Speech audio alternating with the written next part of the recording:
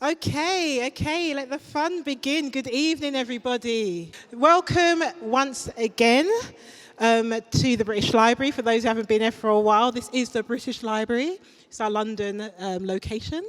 But I just want to say hello. My name's Jacqueline Brown, and I'm the Business Support Programming Manager here at the British Library for our Business and IP Centre. I'm here working with an amazing team you'll see at the back. Who are helping out tonight. We all put together these events and workshops and all here to support you with your business. So what we do here at the business, the BIPC, we organise events like this, the Inspiring Entrepreneurs event. So this one is actually called She's in Control, and it's a book launch for our guest speaker tonight, which is Anne-Marie Imafidon. But we'll introduce her later. She's coming. We're going to kick off with some amazing speakers as well tonight.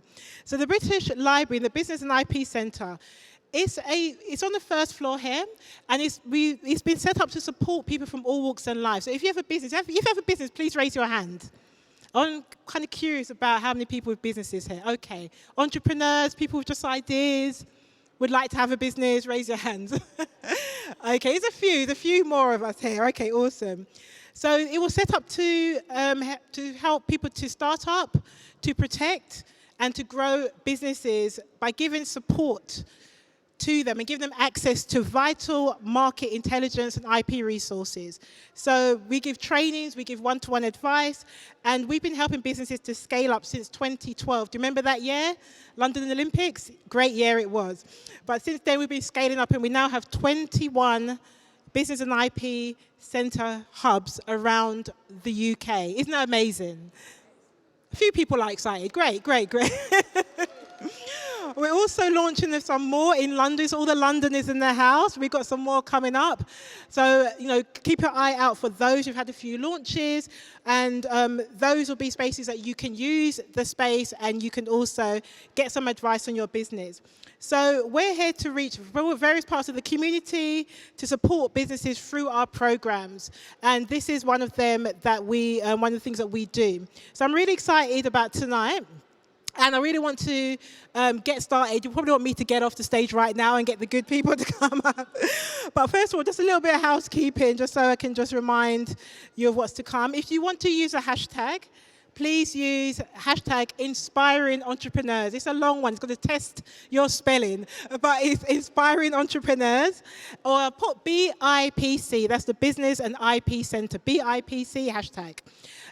What's going to happen tonight? We're going to have some panel speakers. They're all experts within the STEM field. We're also going to be having a fireside chat with Anne-Marie Imafidon. And afterwards, even more fun stuff is about to happen, because she's going to be doing a book signing over onto the right there. And we're going to have some drinks as well. Who's here just for the drinks? You can raise your hands. Some of you might just need a drink right now. Maybe I do, I don't know. Maybe I've already had one, who knows? But yeah, so we're going to, no, I haven't. I'm a professional. But yeah, so we're going to have some fun time tonight. So I'm going to just get on with it and let you guys enjoy the evening. So first of all, thank you so much. I want to introduce Kay Kukoyi, who is an amazing speaker. She's coming here to moderate the guest. She is a tech specialist of her own. She's award-winning as well. She's going to tell you a little bit more and invite the guests up tonight. So she's also one of our delivery partners. So if you're here and you want to do one of our workshops or training sessions, Kay runs sessions on tech, on everything to do with setting up your tech systems, CRM, email marketing, all these things like that. She can help you to get all the confusing tech stuff sorted out. So make sure when we network at the end that you grab Kay, all right? So Kay, I'd like to introduce you, and let's get the speakers on as well. Thank you so much, everyone. Hi, everyone.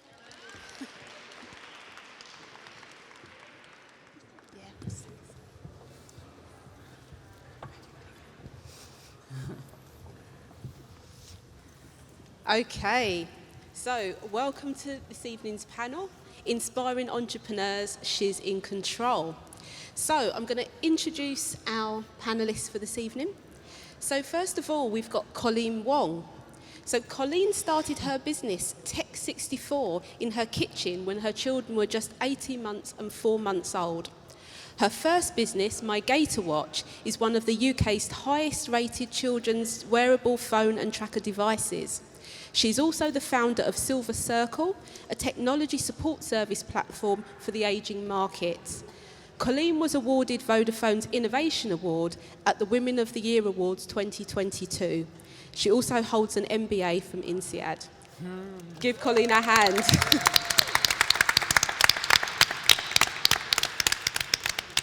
Next, we have Deborah Babalola.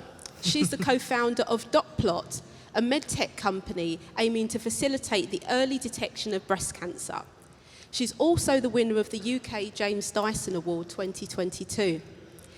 Deborah has a background in product design and prosthetics and recently completed a master's degree in innovation design engineering between Imperial College London and the Royal College of Art.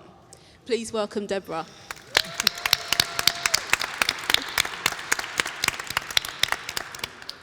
Next up, we have Oishi Deb. Oishi is an Ellis doctoral candidate in AI and machine learning at the University of Oxford, where her PhD studies are supported by UK Research and Innovation, UKRI. Oishi is also a UK STEM ambassador and was selected by DeepMind to join its DeepMind Scholar Programme. Please welcome Oishi. And last but not least, we have Pip Jameson. So Pip is the founder and CEO of The Dots, a professional networking solution with 1 million members worldwide, described as networking for the modern world by Apple. As a dyslexic sole female tech founder, Pip has put diversity, inclusivity, and social responsibility at The Dots' core. 68% of the community are women, 31% minority ethnic, and 16% LGBT+. Pip was named by the Sunday Times as one of the top 100 disruptive entrepreneurs, and Founders Forum has called her one of the inspiring 50 women in technology. Please say hi to Pip.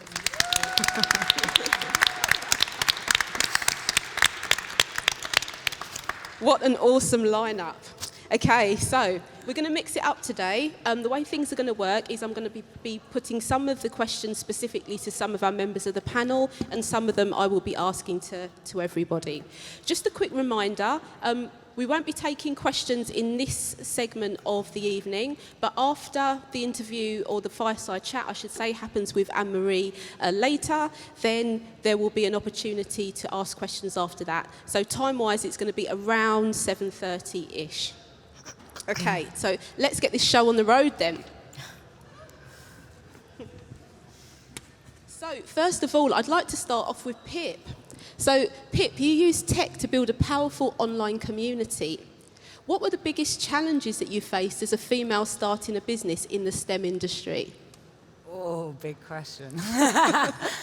I mean, there were lots of challenges. So I don't have an engineering degree. So I did really well at maths at school, but I was never recommended to do engineering. So I was kind of one of those people that wanted to solve a problem and naively just started a business and then had to hire an amazing team to help me build that journey. And I mean, who's currently running a business in here? Put your hand up. Okay, cool. I mean, it's an insane roller coaster. I've been through pretty much hell and back, I guess. But I love it, by the way. I don't want to put anyone off. But I've had to raise multiple rounds of investment. I've had to learn how to lead a team, hire a tech team, how to do product, how to do everything. But I guess, what are the challenges? I'm going to flip it and say, one of the hardest bits, I think, is the fact that so few women get funded. And so the problem is very complex, but there are only about 3% of women that make it to my level of investment. And I've been in some very uncomfortable situations in that respect. I've had pitches where I've had the VCs talking to one of my male colleagues and not me, but I always flip that on its head and go, that guy was just an arsehole. So thank God he didn't invest in me, because I probably wouldn't be here today. And so that's sort of my approach.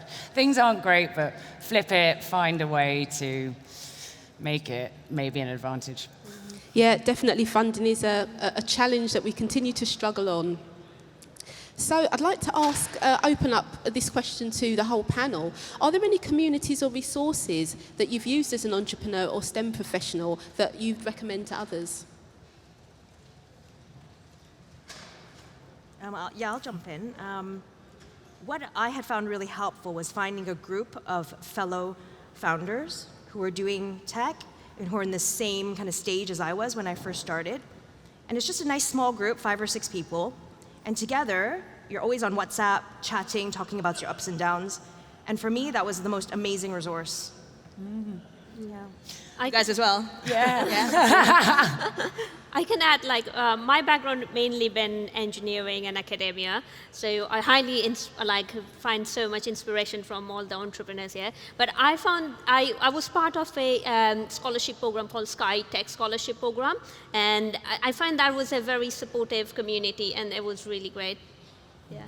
I think for me, at least when we were working on Dot Plot, we've been involved in 2 accelerator programs to date. So the first one was quite broad. It was called the Venture Catalyst Challenge. That was at Imperial. And it was a 7-week program full of masterclasses just to give you a good understanding of what the startup world involves and what you should be prepared for. So that was just a fantastic way to get us up to speed if you didn't have a background in entrepreneurship or you're just looking into it. So I definitely recommend going for accelerator programs if you're new to just the business world or tech or just wanted to understand more.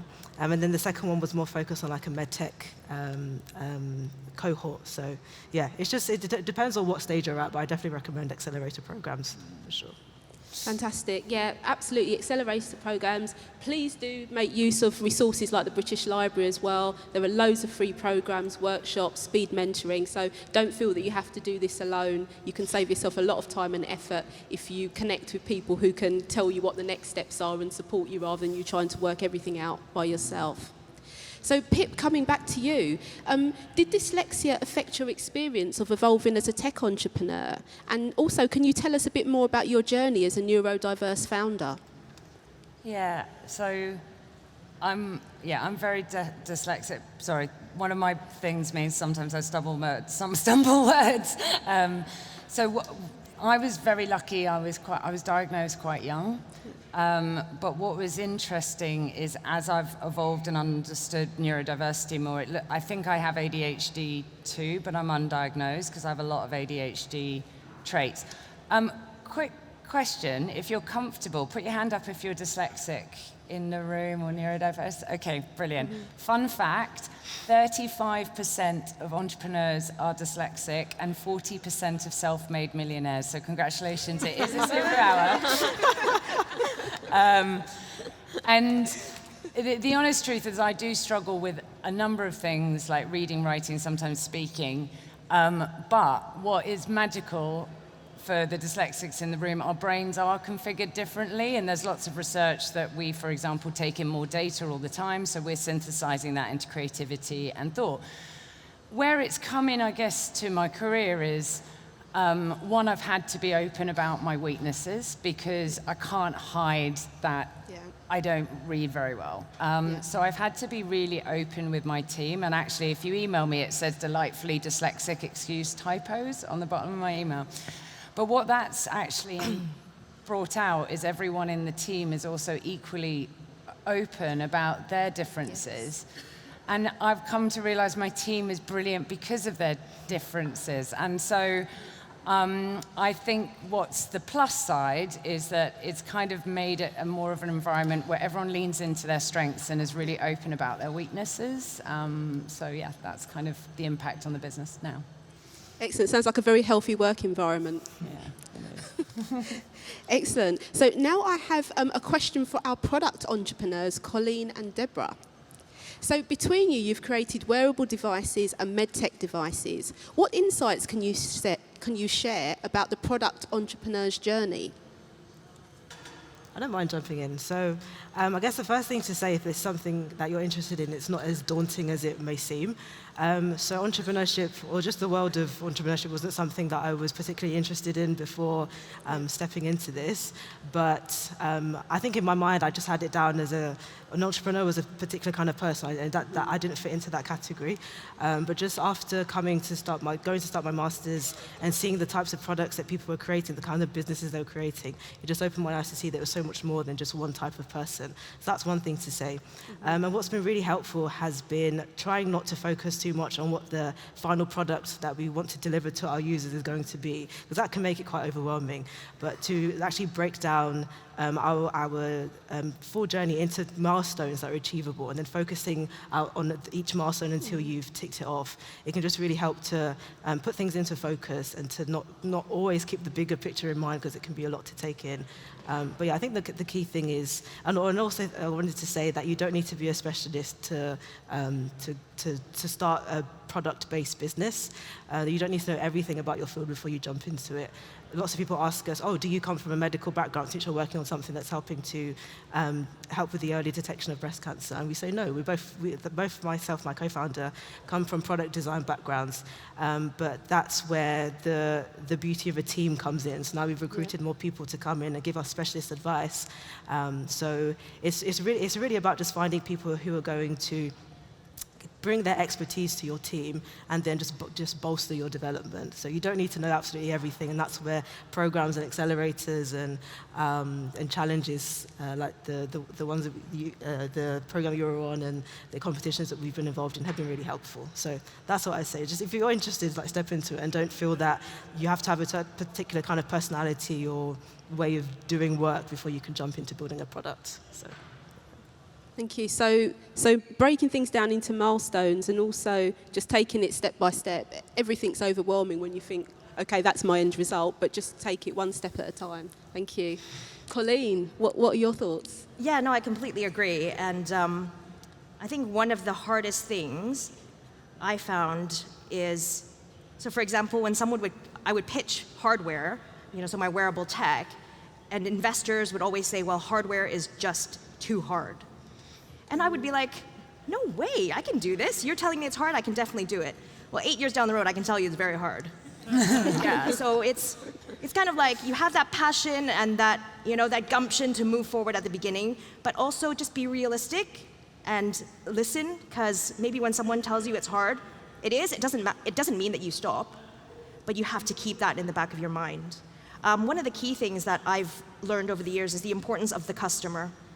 I've spoken to a lot of other tech product entrepreneurs, and again, their excitement at the beginning fails them because they forget about the customer. They start building the perfect product, which they think is perfect, and they spend thousands and tens of thousands of pounds, and to realize that they've overcomplicated it, and no one's gonna buy it.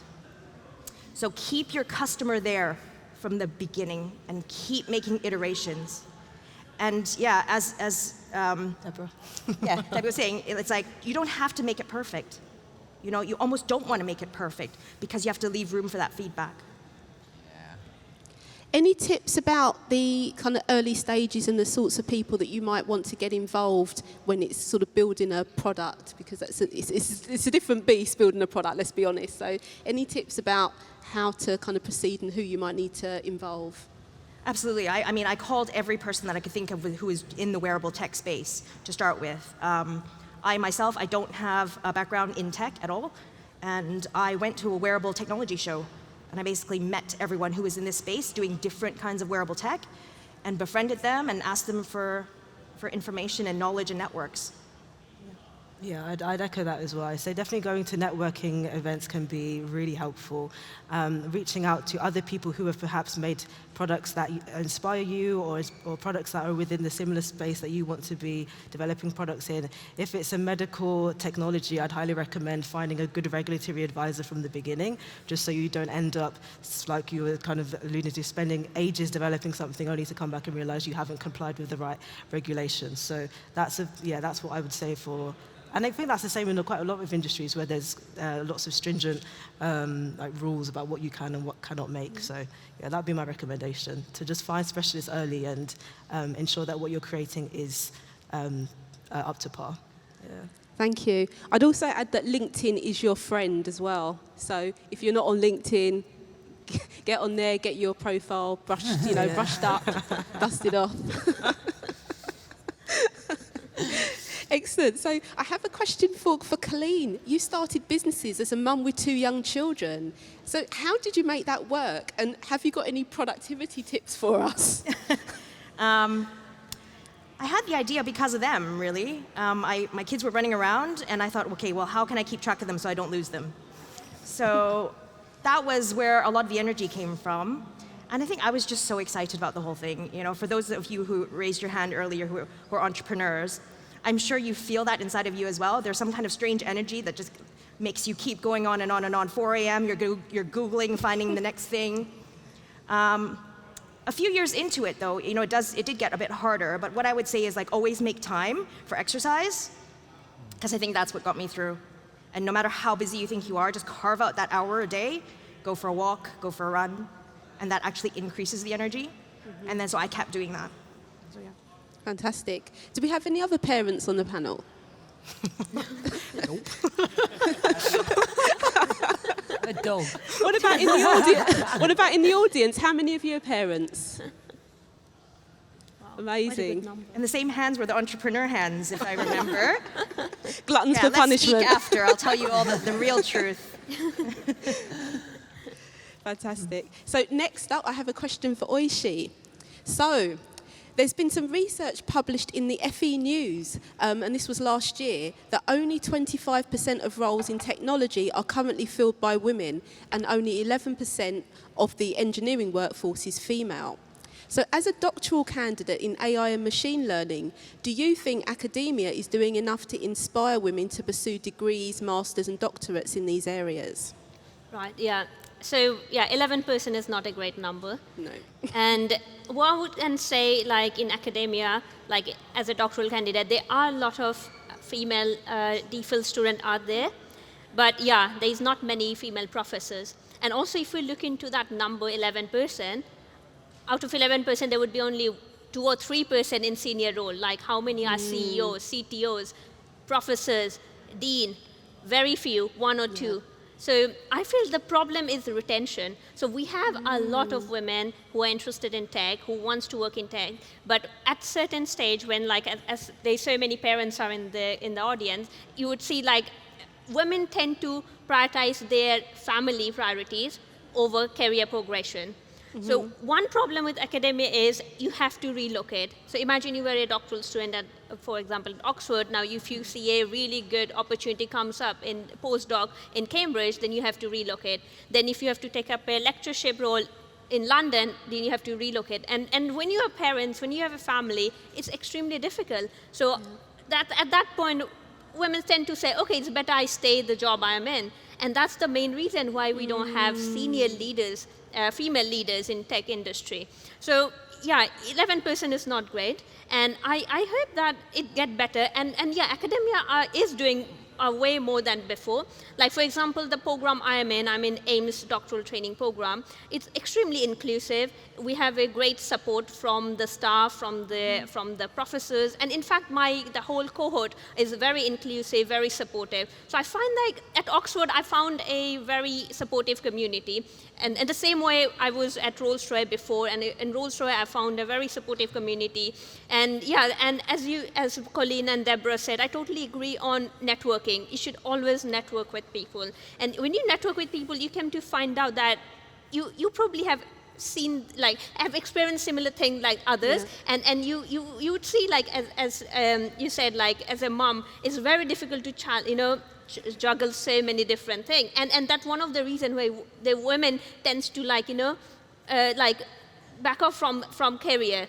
So yeah, I would highly recommend that if companies and academia is really focusing on retention, they should like give equal pay, that's for sure. And they should also look into flexible working, even more flexible working. They should have a shared parental leave. and they are like, I know Rolls-Royce had like shared parental leaves, but very few men would be taking it. And most likely it's due to cultural, like, I don't know why, but I don't want to ask in the audience that whether any of them has taken in a parental leave or not, but at Rolls-Royce I knew very few people actually did, even though the company had that policy. So yeah, so I hope that number get better, and if anyone from the audience interested in like going for higher education or in fact like going into engineering, I would be more than happy to chat. Yeah. So what inspired you to pursue this field? Oh, thank you for the question. So I studied engineering at the university, software and electronics engineering. So I really enjoyed the practical side of the course. So, and I straight went to like a graduate role at Rolls-Royce. And there I really enjoyed like, working in machine learning. And I was like, this is so like, so fascinating, and I really wanted to like go like understand this concept in more depth. I wanted to do like I want to conduct research on it.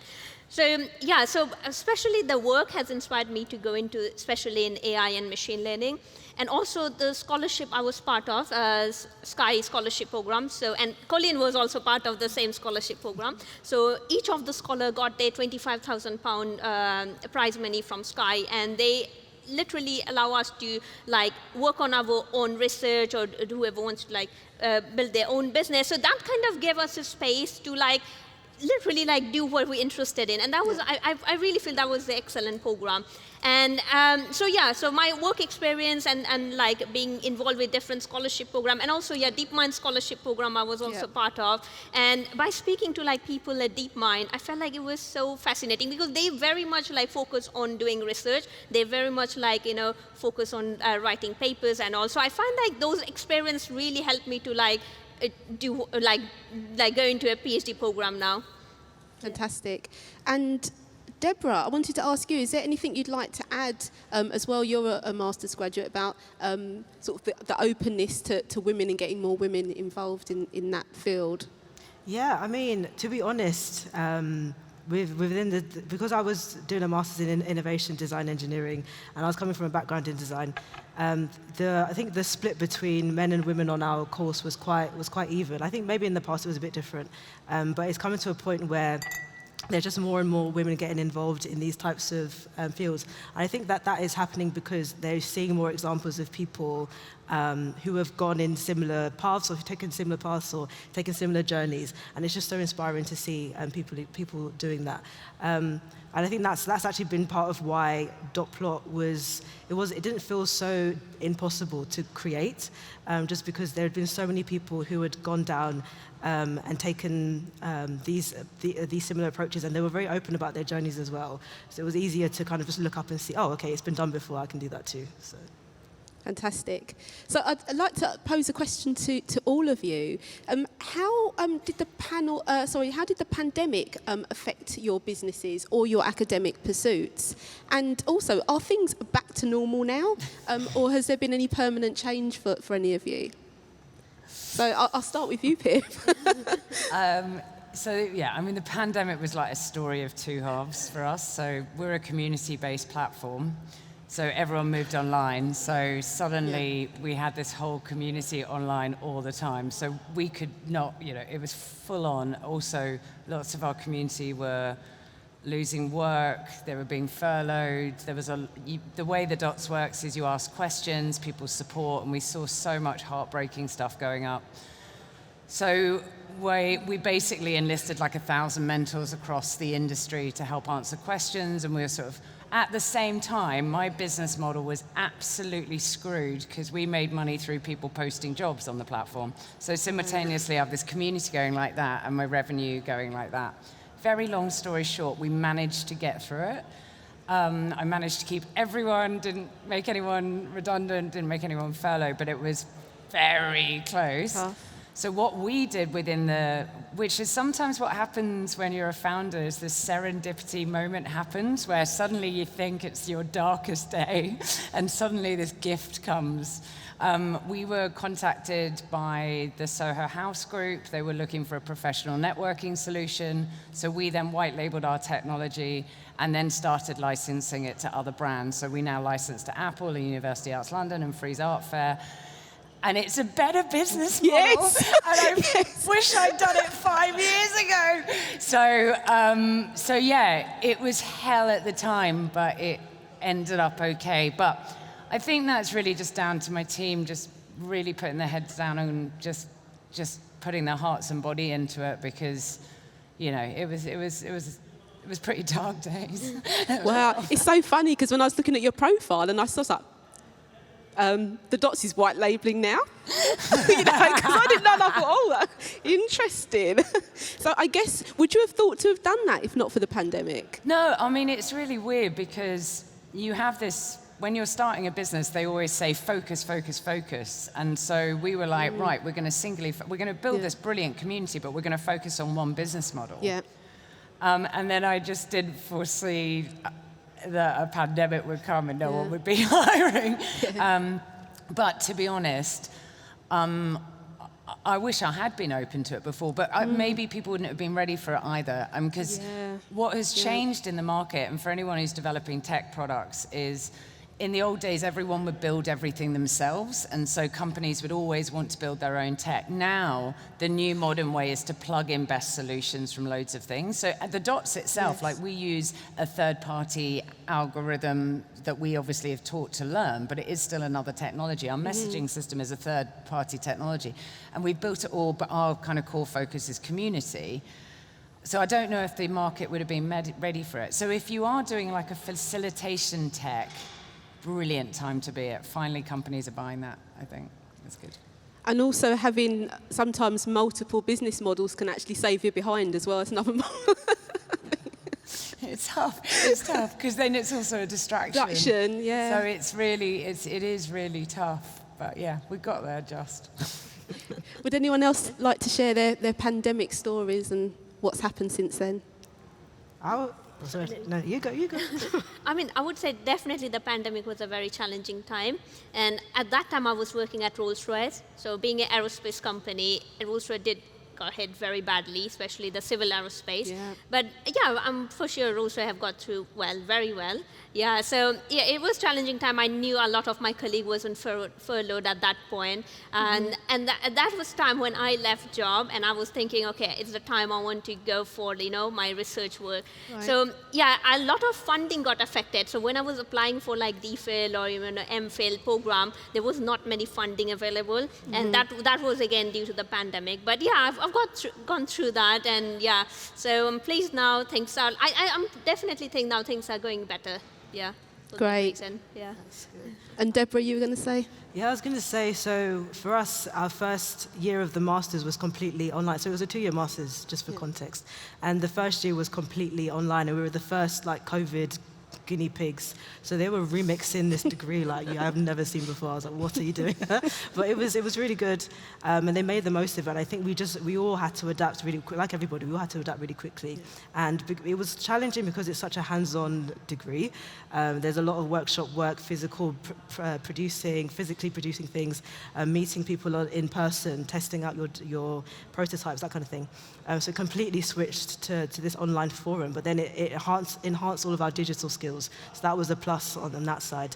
And I think another thing that's been so helpful from coming out of the pandemic is with Dotplot specifically, we engage with so many women, customers, to kind of understand what their specific needs are and how Dotplot can be delivering and providing a user experience that is desirable, that they'll be happy to use. So we've kind of been, like you were saying, engaging with our customers from the very beginning of our research, and the kind of digitization of communication has facilitated that so much. So the interviews that we're carrying out with people are so like Zoom and Team savvy. You can just send people emails, and now we're able to reach such a wider audience as a result of it, as opposed to having to bring in people to our studios and have conversations in person. So that's been a plus, because everyone is just very used to being on Zoom or Teams. So we're able to reach a much wider audience that way. So there's been pros and cons. So yeah. Thank you. And Colleen? Yeah, for me, clearly my wearable mobile phone for children, allowing them to go with their parents traveling and to go outside and play with their friends, that was basically killed, right? Almost, I would say overnight, but clearly it was just during the entire time that we had the pandemic. it seemed really bad at the time, and every email that came in that said, we don't have money, we have to cancel our service, it was heartbreaking. But the silver lining out of it was a lot of my customers were actually older users as well, so those who had early onset dementia. And so what I did was I started calling them and getting feedback as to why they had the product that was marketed for children. And out of that came, actually, the older market needs tech support. They don't have it. They usually ask their adult children, who aren't very helpful most days, just because they're busy themselves. And so that's how my second business was born. So Silver Circle now is a business that basically supports older people with any technology needs they have, from online safety to how to store their photos of their grandchildren. Yeah. Cool. So new business model and new business from the pandemic. Okay, cool. So another question I'd like to put out to all of you. So with the rise of things like AI, virtual reality and ChatGPT, which everyone seems to be going crazy about all of a sudden, and other emerging tech, what are the trends that you think that we should be paying the most attention to? I can start with. Yeah, so definitely like AI and machine learning is a hot topic at the moment. I would say it's more of a hype, but for sure like AI and machine learning has a lot of potential, and if it's been used right way, then it can benefit the human. So, but it has to be used ethical way, and that's the hard, because ethical way it's not easy thing to do, say. So yeah, for like looking forward, I think we need to make sure that we have safe AI in place and not just like a hype model. And also one thing I also want to look into is most of the AI model, we don't understand how they make a decision. Those are like black box to me and black box to the user. Like even though I study this, it's a black box to me. So I really want to know that, is it interpretable? So I think the next really big thing would be like how interpretable the AI model are. So yeah. Right, so sort of making things a bit more transparent. Exactly. It needs to be transparent and safe. Fantastic. Thank you. I think you've hit on something there. Yeah, I was going to say that when you're looking at things like ChatGPT, these new kind of new iterations of AI, they're really lowering the technical barriers for people getting into just developing an interesting AI in general. I think beforehand it was, when you heard of artificial intelligence, at least in my mind, in a lot of people's minds, it was kind of reserved for rocket science. Yeah, I do not understand what that means at all. But now the barriers are coming down, and I think that we can expect to see a lot more of that going forward. It's just becoming a lot more accessible to people. It's becoming a lot more just open and experimentable. So I think that's one thing that we can definitely expect to be seeing. I was going to say something else, but I've forgotten. But yeah, I'll let you go. We'll come back to you if you remember. For me, I approach like ChatGPT, for example, with a lot of caution. But one thing that really excites me is how it can help, especially with customer support, which is what in the area that I'm in. It's how to make that so much more efficient than we're doing it now. It could help in terms of decreasing your frontline staff costs, and as a result, decreasing the cost of the service itself, which again is crucial now during this time of financial crisis as well. So I'm hoping to I'm going to talk to you later, pick your brain, but I think it's exciting, for these threads. But at the same time, when I'm trying it out, I'm trying DALL-E out, I see some of the mistakes that are being made, and if it was used, in an incorrect kind of way, I can see the danger as well, for sure. Oh yeah, that's what I was going to say. So I think because it is so simple now, and that you can kind of just log onto it, look at it, and experiment with things. That's kind of the attraction, especially for younger people. And even though it is a black box, it's like, okay, the bar is low enough for me to kind of understand what's going on. Now I want to understand what is fueling this black box, what's behind it, what's powering this machine. I think it can be a really good tool for just drawing in younger audiences or younger people, or people who feel like they need to be tech savvy to understand something. But now it's like, actually, no, I can jump into this and delve a bit further into what's powering this AI, this machine learning. So yeah. So real quick, for those who haven't come across it, so OpenAI is one of the organisations that's driving this. And on their sign-up page where you can sign up for a demo, the ChatGPT actually will, the question asked of it is, can you write an ad for me? And it actually writes an ad in front of your eyes with a script of who's in the ad and who says what, and what the camera pans to and what people can see in the ad. just off the bat like that, it's insane. One thing I will say though, like I love everything that's coming out from a text perspective, but if for any of the founders in the room, sometimes it's so important exactly what you were saying, think of the customer first, because some things are right for some businesses and some are not. And so if you focus on the customer, because you've got a real world example for chat, which is amazing, but then there's some that aren't. And I've seen a lot of founders go down like the machine learning route, or because it's a fad, and then suddenly realizing, oh my God, we don't have the resources to train the machine or do any of this. And so it's kind of also think about the customer first, I guess, when it comes. Trends they need to work for your product, I guess. Yeah, not just as a gimmick, but does it have a real fundamental value? Absolutely.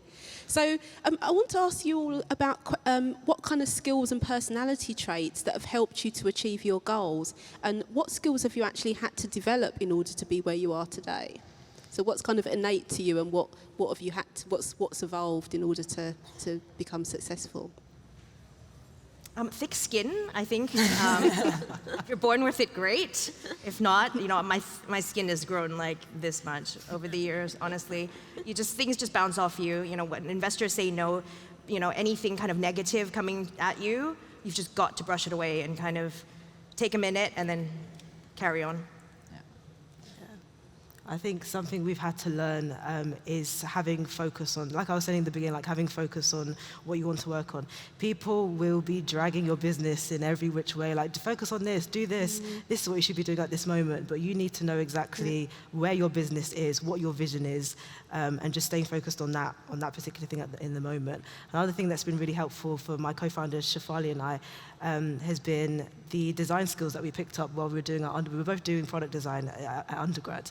And so design thinking we've seen now, we've employed an electronics engineer, we've worked with different engineers in the past, and the way that different people think is very different. But the way that we've been trained to think as designers has been putting users at the very center of what you are creating. And so that has kind of carried our business all the way. I mean, we're only a year old, so we're not very old. But that's kind of carried us to where we are today, and making sure that what we're creating is what people are going to be happy to use. So, yeah. Thank you. Yeah, I would say always ask question, because there's always new things to learn from other people. So never be shy to ask a stupid question, because there's no question is stupid. So if you're in a room full of people, ask them question, try to learn something from them, because I don't know everything, and I've learned so much today, like being in this panel from all of them. So that's the thing that I would advise everyone. And also have confidence. Like if you think you want to do something, then have confidence and just like carry on doing that. Don't change your mind. Oh no, I would change, and no, don't do that. Yeah, so not second guessing yourself or doubting. Yeah. Thank you. Yeah, I love that, by the way. I think linked to it is be curious. This journey, you're constantly learning, and you have to learn how to love learning. And there is so many times I'm so out of my depth that I'm having to just learn a whole new skill. And because I'm dyslexic, I really struggle with reading. So I literally just have podcasts, audible books all the time, just consuming, because whether we're in tech or entrepreneurs, we all go through the same challenges and the same shit at different times. So just learning from other people, which is why we're about to hear about a great book, by the way, is really important. So I think actually I've had to learn how to be better at learning and fit it into my life, like wherever I do my exercise, but I'll also have my earphones in listening to a book. So it's not like it actually becomes part of my routine as opposed to the other way around. So. Fabulous. Also learning not to let your work consume you as well. That was a tough one. So I think we wanted to give work in progress. That one. It's been tough. Lifelong. You just want to go 100% all the time, but it's just not sustainable. And you don't want to put in all of the work into this business and then not be alive to see the fruit of your work, of your labor. Yeah. So I mean, just being able to kind of sit back and say, okay, this is the time that we're going to be spending on working. This is the time that we need to just stop and rest has been very instrumental for us. And just not wanting to burn out. People ask me, do you do like 70 to 80 hour weeks? I'm like, absolutely not. No, I don't do that. So yeah, just taking it easy and step by step all the time. Yeah. Fantastic. So to close off then, can I ask each of you to share one key piece of advice with members of the audience who might be on a similar journey to yourself? So we've got tech entrepreneur, we've got academics, we've got product entrepreneurs and more. So from whatever perspective, whether as women, neurodiverse people, ethnically diverse people, mothers, what one piece of advice would you like to share? Difficult one. I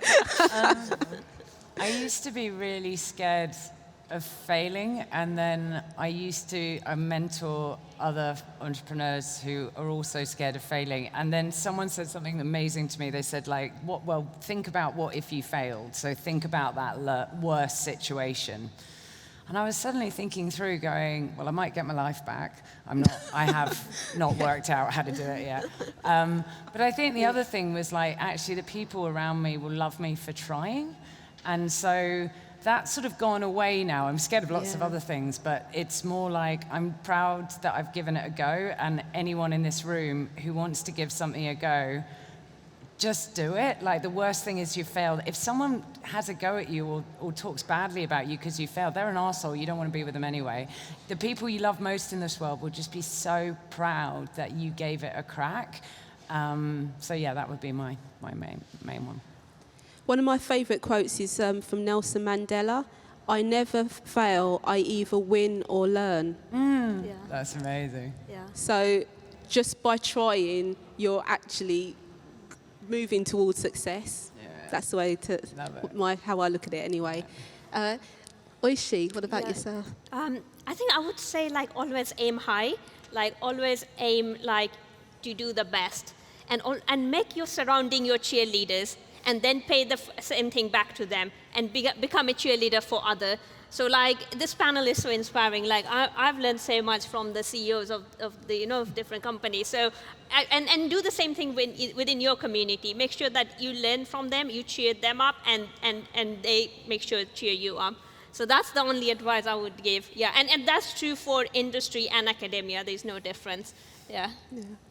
I think also sharing with people who are supportive, like you might have in your mind certain people that don't always kind of hold you up, if you know what I mean, or aren't that encouraging. So when you're thinking about who's going to be like your cheerleaders or your support team, pick people who are truly behind you. Don't pick like the haters and people who are going to kind of put you down for trying. So Deborah, what about yourself? I'd say, especially if you're starting a business, always remember that nobody knows your business better than you do. People will have their opinions, people will have their perspectives, people, even your advisors may give you like all sorts of advice and guidance. But at the end of the day, you have to make sure that you know what your mission is, what your vision is, and ensuring that every piece of advice or guidance that you take on is submitting first to that vision that you have. Otherwise, you can become so derailed. And I think something that has helped Dot to stay so focused on this goal of making self-checks easy for women to do is the fact that in the very beginning, before we had a product, before we had this solution, we went out and we spoke to people and said, what are the challenges that you're experiencing with doing your self-checks every month? Why is it, or whenever it is that you do them, why is it so tough? And finding that specific need for people, validating that need was real, and then taking that forward and going and speaking to more and more women to see, is this consistent? Is this just an anecdote, or is this consistent across a lot of people? And I think because from the very start, we knew that this is not just an assumption that we have about our users. This is real, factual information about them. It holds your business solid when people are saying, why aren't you creating a product like this? Why aren't you creating like that? You flip back to those conversations that you've had with 70, 80, however many users. You're like, no, we know. No, I know my users quite well, actually. It just keeps you so focused on that goal because people will really try and tug your business in all sorts of which ways. And you need to know exactly what your vision is so that you can stay focused on that. So. Amazing. Thank you. I love all the points that you guys have made. I don't know, for me, I'm just thinking back at my 8-year journey, and I guess I would summarize it like, beware of the bling. You know, some people will come to you who have a big brand name who will say, like, you know, I can do all this for you, and, you know, I can invest X in you, and I've had that happen to me so many times. But sometimes they'll make you take paths that is actually against everything that you stand for. You know, so you're put into this situation. What do I choose? You know, being able to kind of tell the world that I'm doing, you know, I'm partnering with Ferrari or something, and you just have to be able to make those hard decisions and to say no. Because a lot of times when I look back and the fact that I've said no to a lot of these companies, I'm so glad that I did. You know, and stuff in the media as well. Don't get so hyped up by the fact that people are, you know, they're IPOing, they're, you know, getting millions and millions of investment. Ignore all of it. And I can't stress enough, ignore all of that and focus on your customer. Because stuff like Theranos, and I'm sure you've seen the movie now, or, you know, the Netflix, it's that kind of hype that kind of gets us into trouble. Because we like to see those big names and the big numbers and see ourselves on the headlines. But at the end of the day, I think the truly, truly successful entrepreneurs are the ones who have focused on their customer and who've just sold a shitload of products. Yeah, nowhere near the headlines. Yeah. That's it. There's a lot of companies that are really hyped and they haven't made a penny, right? Yeah. They're in serious Exactly. struggle. So, fantastic. Well, thank you so much. This has been fantastic. Really interesting insights from all of you and some great advice. I hope you will all agree. So our time together has come to an end, unfortunately, but I really hope that you've enjoyed it. So I'd just like to say thank you to this amazing panel, and thank you all so much for attending. So I'm going to hand you over to the host of the library to get ready for Dr Anne-Marie Imafidon's book fireside chat, sorry, I should say. So just to add, please do check out our speakers via their platforms. You can find their details on the Eventbrite booking page for this event.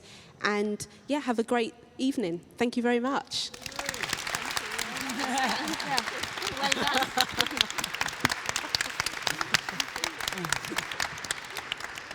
Amazing. Thank you, ladies. If you'd like to take your seat on the front row, and then we'll call you back up for the Q&A.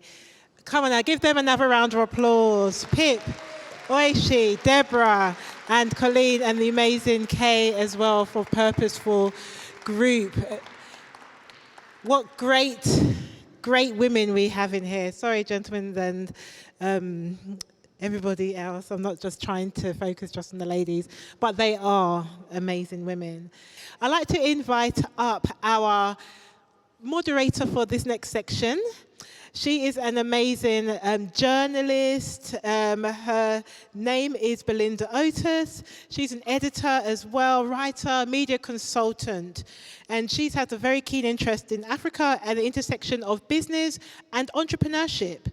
She looks at tech, innovation, arts and culture, gender, social development, so many areas she covers, and she writes for some great publications. She even recently wrote an amazing article on She's in Control, the new book of Anne-Marie Imafidon. She wrote that for New African Women. She is the founding editor of the business Amaka Studio. It's a business and innovation vertical. It's a pan-African digital platform. She's founded She Builds Africa, a platform that tells stories about African women entrepreneurs.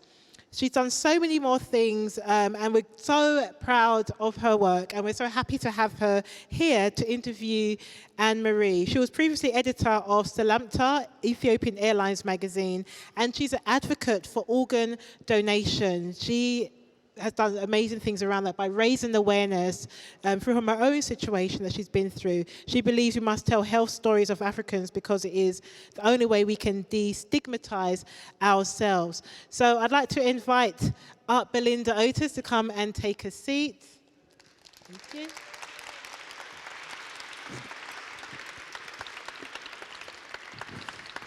And now, for the lady herself, I mean, look how gorgeous she looks there. She looks even better in person. I can't wait for you to hear what she has to say. So Anne-Marie Imafidon, the co-founder of STEMETS, an award-winning social initiative dedicated to inspiring and promoting the next generation of young women in the STEM sectors. I mean, forget about young, I'm an older woman, I guess, or, you know, in my later stages of life, or mid stages of life, and I am so inspired by her work and the STEM sectors. She's a co-founder she's a child prodigy who at the age of 11 was the youngest girl ever to pass A-level computing. I mean, come on. And at 20 years old, she received her master's degree in maths and computer science. And anyone else got that at 20 years old? I mean, and from the University of Oxford. I mean, it just gets better and better. She's got a formidable CV. She's been at places like Goldman Sachs, Hewlett-Packard, Deutsche Bank. She's honorary doctorate from the Open University, Glasgow Caledonian University, Kent University. I mean, I can go on. There's more, and there's more. She is a visiting professor at the University of Sunderland and sits on the Council of Research England. Why she needs books, because her life is so inspiring on a serious level. If you're not inspired tonight, yeah, we're going to turn that around with this interview. Anne-Marie Imafidon, please come to the stage, and thank you so much, ladies. Enjoy tonight. Thank you, Jacqueline. Can I sit next to you? How should I sit? Hi, everyone. Good evening. Thanks for being here. Oh, no, I like Belinda. I'll sit next to her. Hi, everybody. Well, it's great to be in conversation with you. Please, I just want to quickly correct something. I'm not the founder of Amaka. I was the founding editor for the business and innovation vertical. I was the first editor when the platform was created. But please check out Amaka. It's a great platform for African women entrepreneurs. So back to Anne-Marie. I'm really honored to be doing this panel with you, and reading your book was such a learning experience for me, because I'm one of those people that often says I'm not a techie person. And so I just want to start off by asking, what is the key message you wanted to and still want to get across by writing She's in Control? So the key message in the whole book, and folks, I'm hoping some folks have read it, because there's cool things in it, right? And it's tough for me sometimes to kind of summarize an entire book. It took so long to write. There's so much that's in there. There's homework as well. I don't know if anyone's read it and done any of the homework that's already in the book. But I think for me, the key message is this tech thing, slowly, bit by bit, you can learn enough of it to make a difference for you and for others.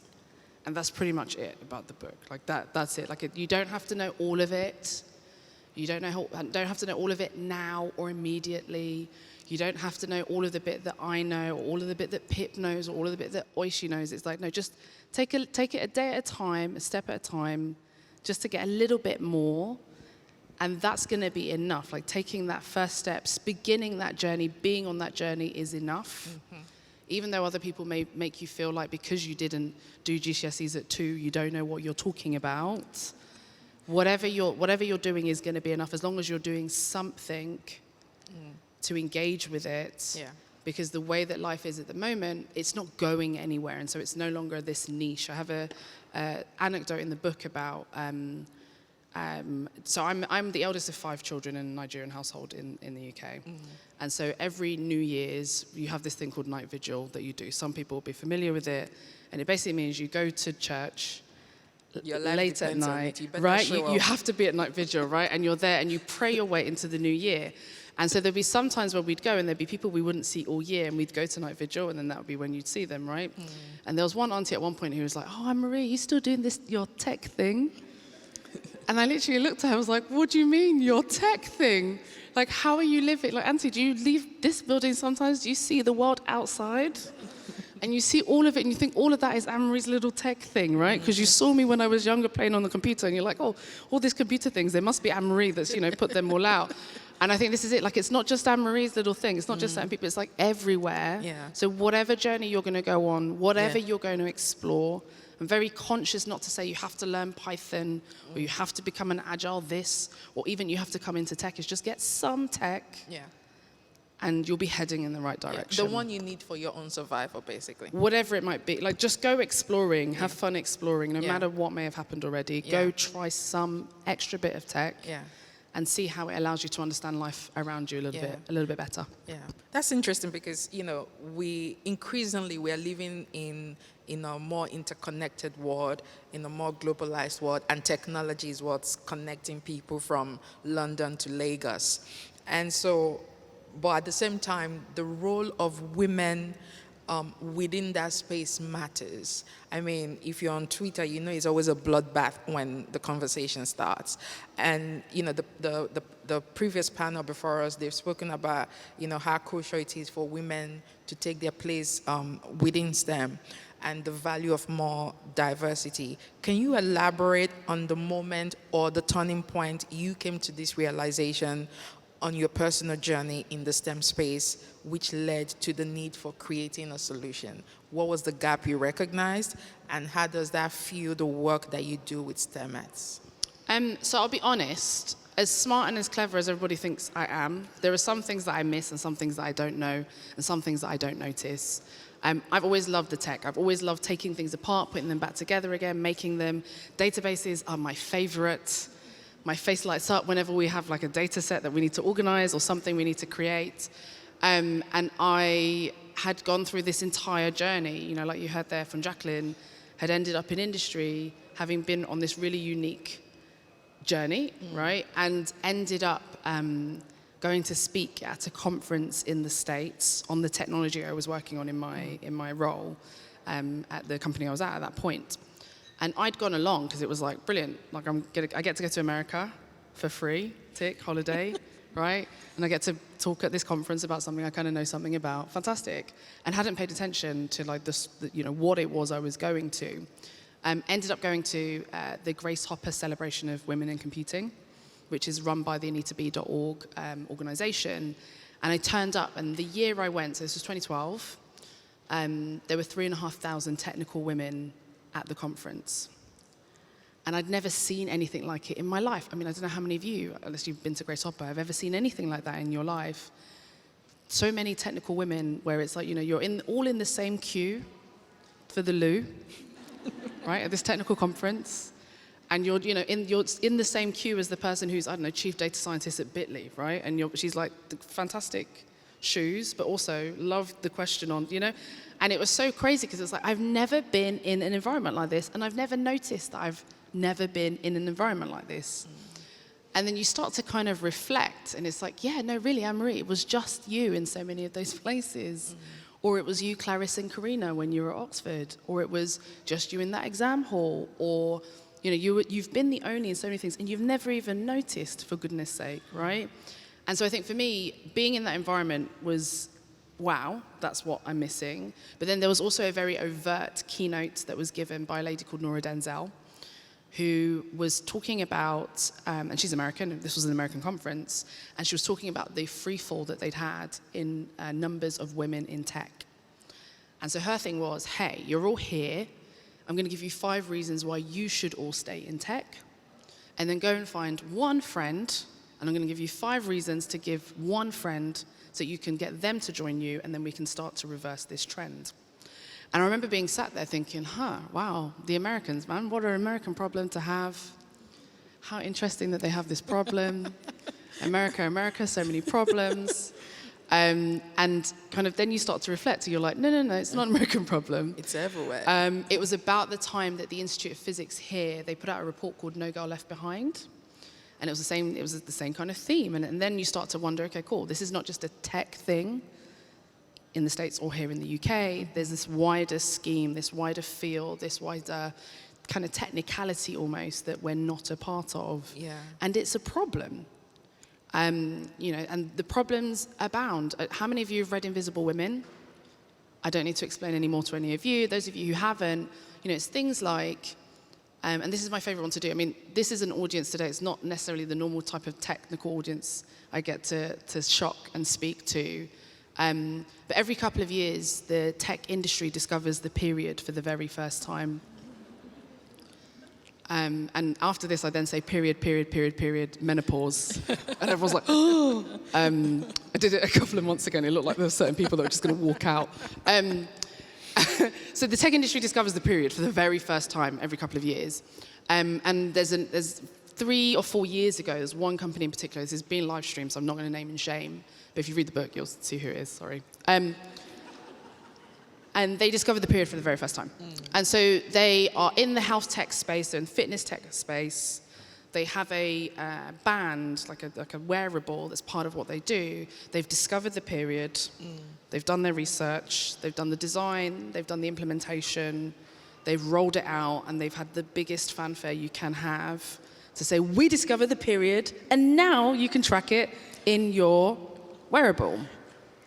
This feature only tracked 10 days of the period. So 10 days of a period, 10 days of bleeding, 10 days of whatever it is that you want to be. And I always kind of end up kind of trying to listen out to the audience, because there'll be some folks who are like, oh, yeah, okay, 10 days of the period, yeah, say something more, right? There are some people who are like, gosh, she's still saying the word period. And then there are others that are like, 10 days? No, my period does, you know? And I think this is the thing of, you've discovered the period for the very first time, you've done your research, you've done all that work, and you've managed to get to the end of that process having never had anyone involved who's ever met anybody that's ever had a period.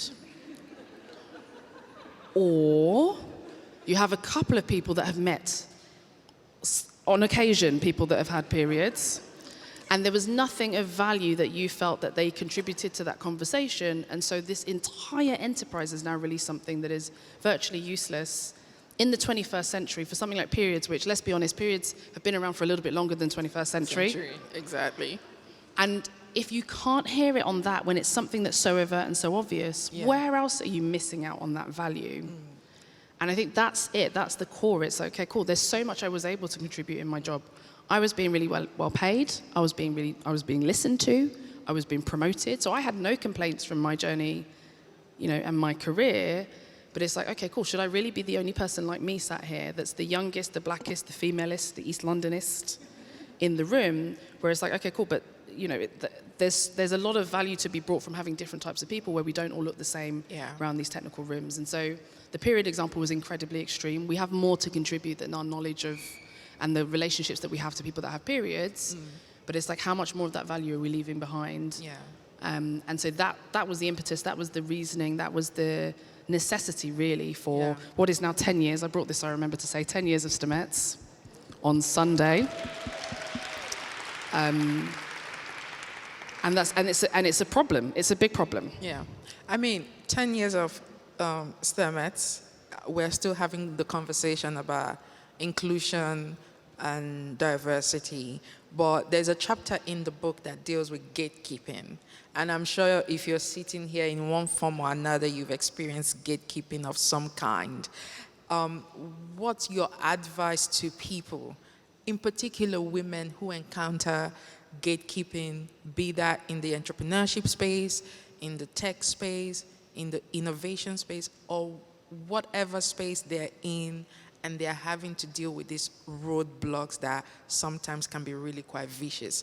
What's your advice on strategically managing gatekeeping? So first piece of advice is read the chapter on gatekeeping in She's in Control.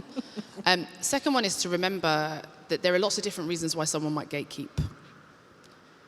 And so when you're on your journey and you're trying to get through a particular gate, that gatekeeper that you're up against, it's not always for the same reasons. And so what you're doing, you can only control how you feel, what you're doing, where you are. You can't control that person. You can't control their reasons. You can't control what they've brought to that space and the reasons why they feel that particular way. Sometimes it's a lot to do with their own identity. Other times it's a lot to do with what their own source of power is and what they're trying to maintain. Other times it's ignorance. Other times it's things that are just learned. You know, I have this slide that I get to show people, and I talk a lot about history in the book, which I'm sure we'll unpack. But you know, if you've only ever seen, no offense at all to any of them that are tuning in or in the audience today, but if you've only ever seen dead, white men with beards as technologists and people that have things of value to contribute in a space like this, and someone else turns up and they're not dead, they're not white, they don't have the beard, and they're not male, then for you, you're like, no, this isn't what I'm looking for. And so actually, no, this is a space that I'm going to gatekeep, because you're not dead and white and male and with a beard, and you don't have any of those things, right? You're never going to have any of those things. I might be dead at some point myself, so maybe that's the only, reason that person might let me through that gate.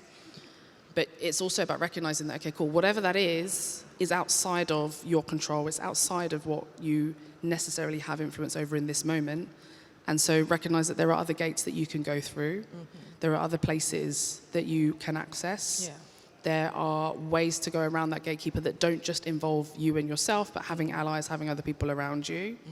But that ultimately, a lot of the gatekeeping that happens, it's in those particular spaces, it's in particular places. And so then your work ends up being not to try and be more dead, more white, more beard, more male, but to look for those places where you can be celebrated and where you've got the space to grow and the space to learn, rather than just being in places that you're going to be tolerated. And that's work. Like, it is work to do, as much as there's work to do to learn the technology, but to understand that the privilege that we have is that there's so many options. There's so many different options, so many different pathways, so many different journeys, that actually that person gatekeeping, that's a them problem. And so actually you have to recognize, the things that you can control and the things that you can't control.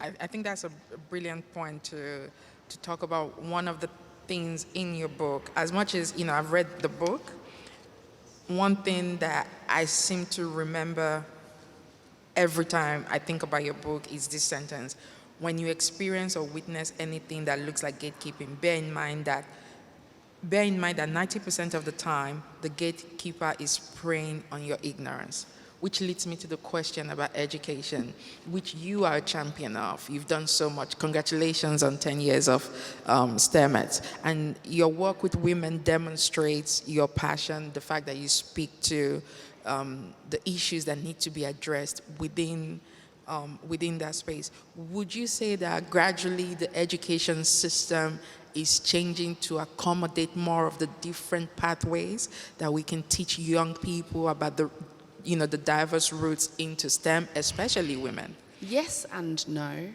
In fact, so we're celebrating 10 years of STEMET. On Monday, if anyone has nothing else to do at lunchtime, we're walking across Waterloo Bridge. Okay.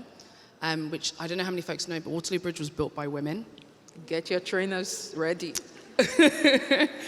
So we're starting at South Bank, we're walking across, and we've been inspired to do this to celebrate the 10 years by a letter that's been written by some of our STEMETs, calling for changes to the national STEM curriculum to ensure that we've got more representation of women in the national STEM curriculum. So the names of women aren't present across the syllabus, across the curriculum. We have a lot of, Newton or, insert name of other kind of folks here who, of course, did lots of great things, but there are a lot of women that did great things, and they're not necessarily wrapped into that. So when we think about education, the education system, I think there's a role for the education system to play in ensuring that people have those routes, people have pathways. I think apprenticeships, they just announced that degree apprenticeships are going to be listed on the UCAS website and system kind of as another opportunity you can see. So as you're applying for university courses, you can also see that apprenticeships are another route. I think there's a lot that we need to do in that kind of way to show that there are different options. But I think it's a wider thing that we need to do as an industry and as a society, to be clear on the different routes and different pathways people have, and to recognize and value the different routes and the different pathways. So at the moment, that's not something that we're doing. So we're not educating about what they are, but we're also not valuing them. So whether you are a returner, right, that's the thing that folks are able to do. If you've done some studying, if you've done some work already in the industry and you go away for some period of time and you come back as a returner, recognizing that that's valuable. You don't just need to have done technology or done the science the whole time to be someone that can come and enter and be a part of industry, whether it's looking at apprenticeships, whether it's looking at portfolios, whether it's looking at boot camps, right? So it's building out these different options, knowing that people have different resources. I think there's almost too much pressure we sometimes put on education. In this country, you make decisions in year 8 on what your GCSE options will be, and your GCSE options then inform what you do for A-level, which then inform what you do for university. And then by the time you've done that, so from 13 till about 20, 13 to 21, it's locked in. And then you have gatekeepers who are like, no. At 13, you made that decision? Never again, you know? This is to the 10th generation, they're going to live with the consequences of the decision you made as a 13-year-old. And I think, you know, yes, we can change education and edit those, but also industry knows that and can recognize that and say, okay, cool. If someone made that decision at 13, there's value in what they've done till 21, and how are we going to recognize that? And I think, you know, we talk so much about STEAM at STEM. It's not just about STEM, science, technology, engineering, maths, but science, technology, engineering, arts, and maths. And I think there's so much value and there's so much in terms of roots of, if you're an artist, I mean, I have Gillian Boddington, who I talk about in the book, is a fantastic woman. She's a trained dancer who in the 1980s wanted to dance with people who were physically somewhere different to her. She didn't quite have Zoom or Teams. I mean, I don't know who's using Teams for dancing, but you get what I mean. And so she ended up having to learn and understand how broadcast cable works, how, you know, people have different virtual realities of their bodies. And so she's ended up being a hybrid and mixed reality expert, which is a very digital and technical thing, as a result of her wanting to know and explore dance and the body and how that's represented in different places. Yeah. And so again, is it education? I mean, yeah, we need education to know that that's possible, but actually her education had nothing to do with technology, and now she's a forefront expert in this space based off the value she brought from another world. And so I think that's another thing we need to be able to recognize and value, that it's, again, not just that you've gone in that technical pathway the whole way, but we can recognize the two. I quote this in the book, you know, you're much more likely to win a Nobel Prize in the sciences if you've engaged and had arts training as part of your upbringing. And again, you know, you started off by saying you're not a techie, right? It's like, okay, you're an arts person. It's okay, cool, but we need the two to be able to, you know, create and to be able to make. And there's value in both of those. And whether you were educated in it or not, you still should be able to access this space. You still should be able to understand the world around you. And so I don't want us to put too much pressure on the education system, because Lord knows there's a lot of pressure on that anyway for all parts of all kinds of different things. Tell me about it. I think if there are any teachers in here, you're probably wondering... Angels. If your student used ChatGPT, because that's the new thing that is got everyone talking at the moment. But if you were speaking to the people in the audience directly right now, who are maybe at a crossroads and at a much later stage in life, thinking about how they can take what they may have done in a different space, be that art, dance, you know, activism, you know, childcare, whatever it may be, or someone like me who comes from a traditional journalism background. I've always done print, but now I realize that, honey, you need to get a podcast or you're going to be out of a job very soon. You know, and I'm learning to use different apps and software to edit and come into this She's space. in control, folks. She's in control. Thank you. You know, I'm coming to this space. But I'm keen to hear about, again, another factor in your book where you talk about curiosity and engaging and how critical that is, which, you know, in going back to my question, which is what I wanted to ask, how would you encourage people in the audience right now, people watching from wherever they're watching, to up their curiosity game or their engagement game, regardless of what they know and don't know? So answer number one is always read the book. Answer two is going to be add tech onto the things that you do know. If you're in law, what is law tech? What's legal tech? If you're a dancer, what is dance tech? If you like food, what is food tech? Right?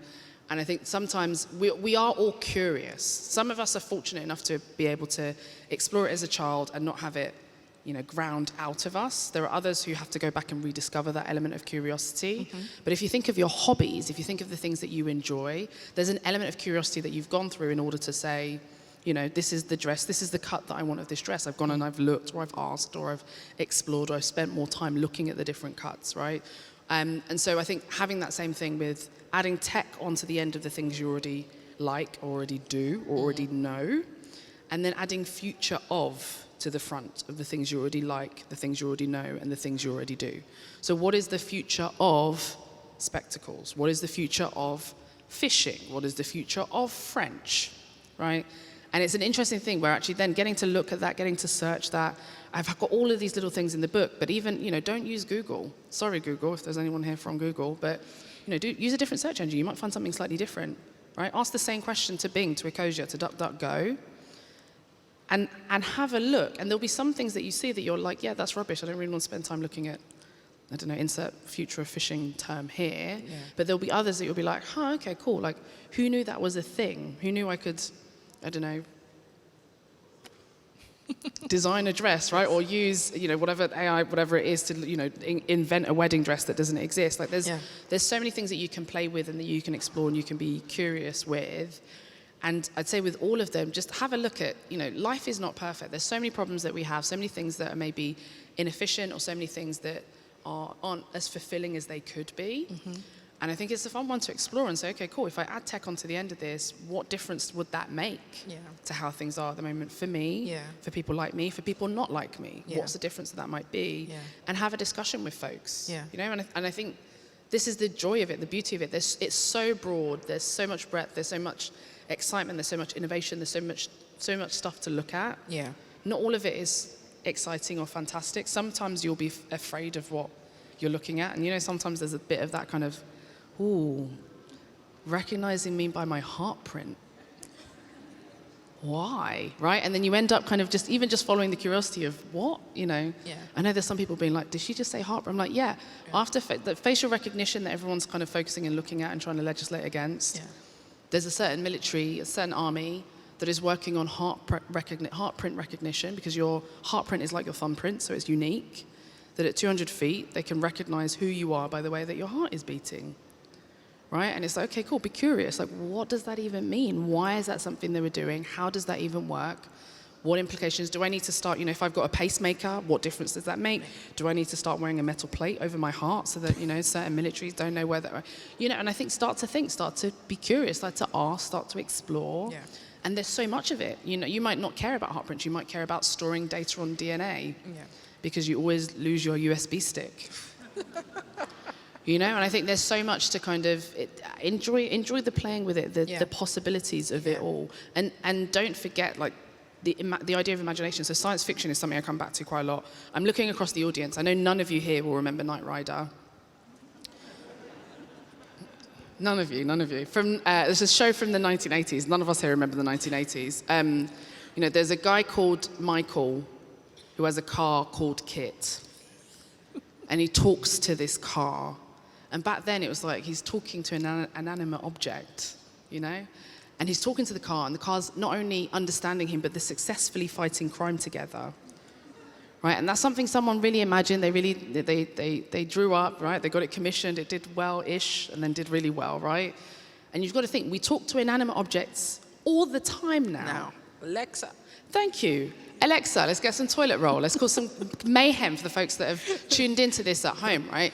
And I think it's things like that where it's like, there's all these things that you can imagine, all these things that you could make. Get curious with it, get exploring. Like, what if you were going to write some science fiction of your own, and get curious about how far off what you've imagined is technically possible with things that people are playing with at the moment. Yeah. That would be my advice. It's a long bit of advice. That's why I said just read the book, folks.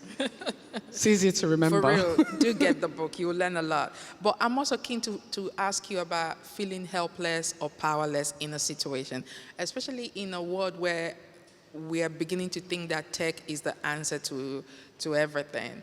And I wonder, on your personal journey in this space, the moments where you have felt helpless or powerless, what did you do? What are some of those moments, and what did you do to reposition the moment into a purposeful experience? So I think I can give some of my examples. There's an example in the book of someone called Billy, who runs an app called Furly.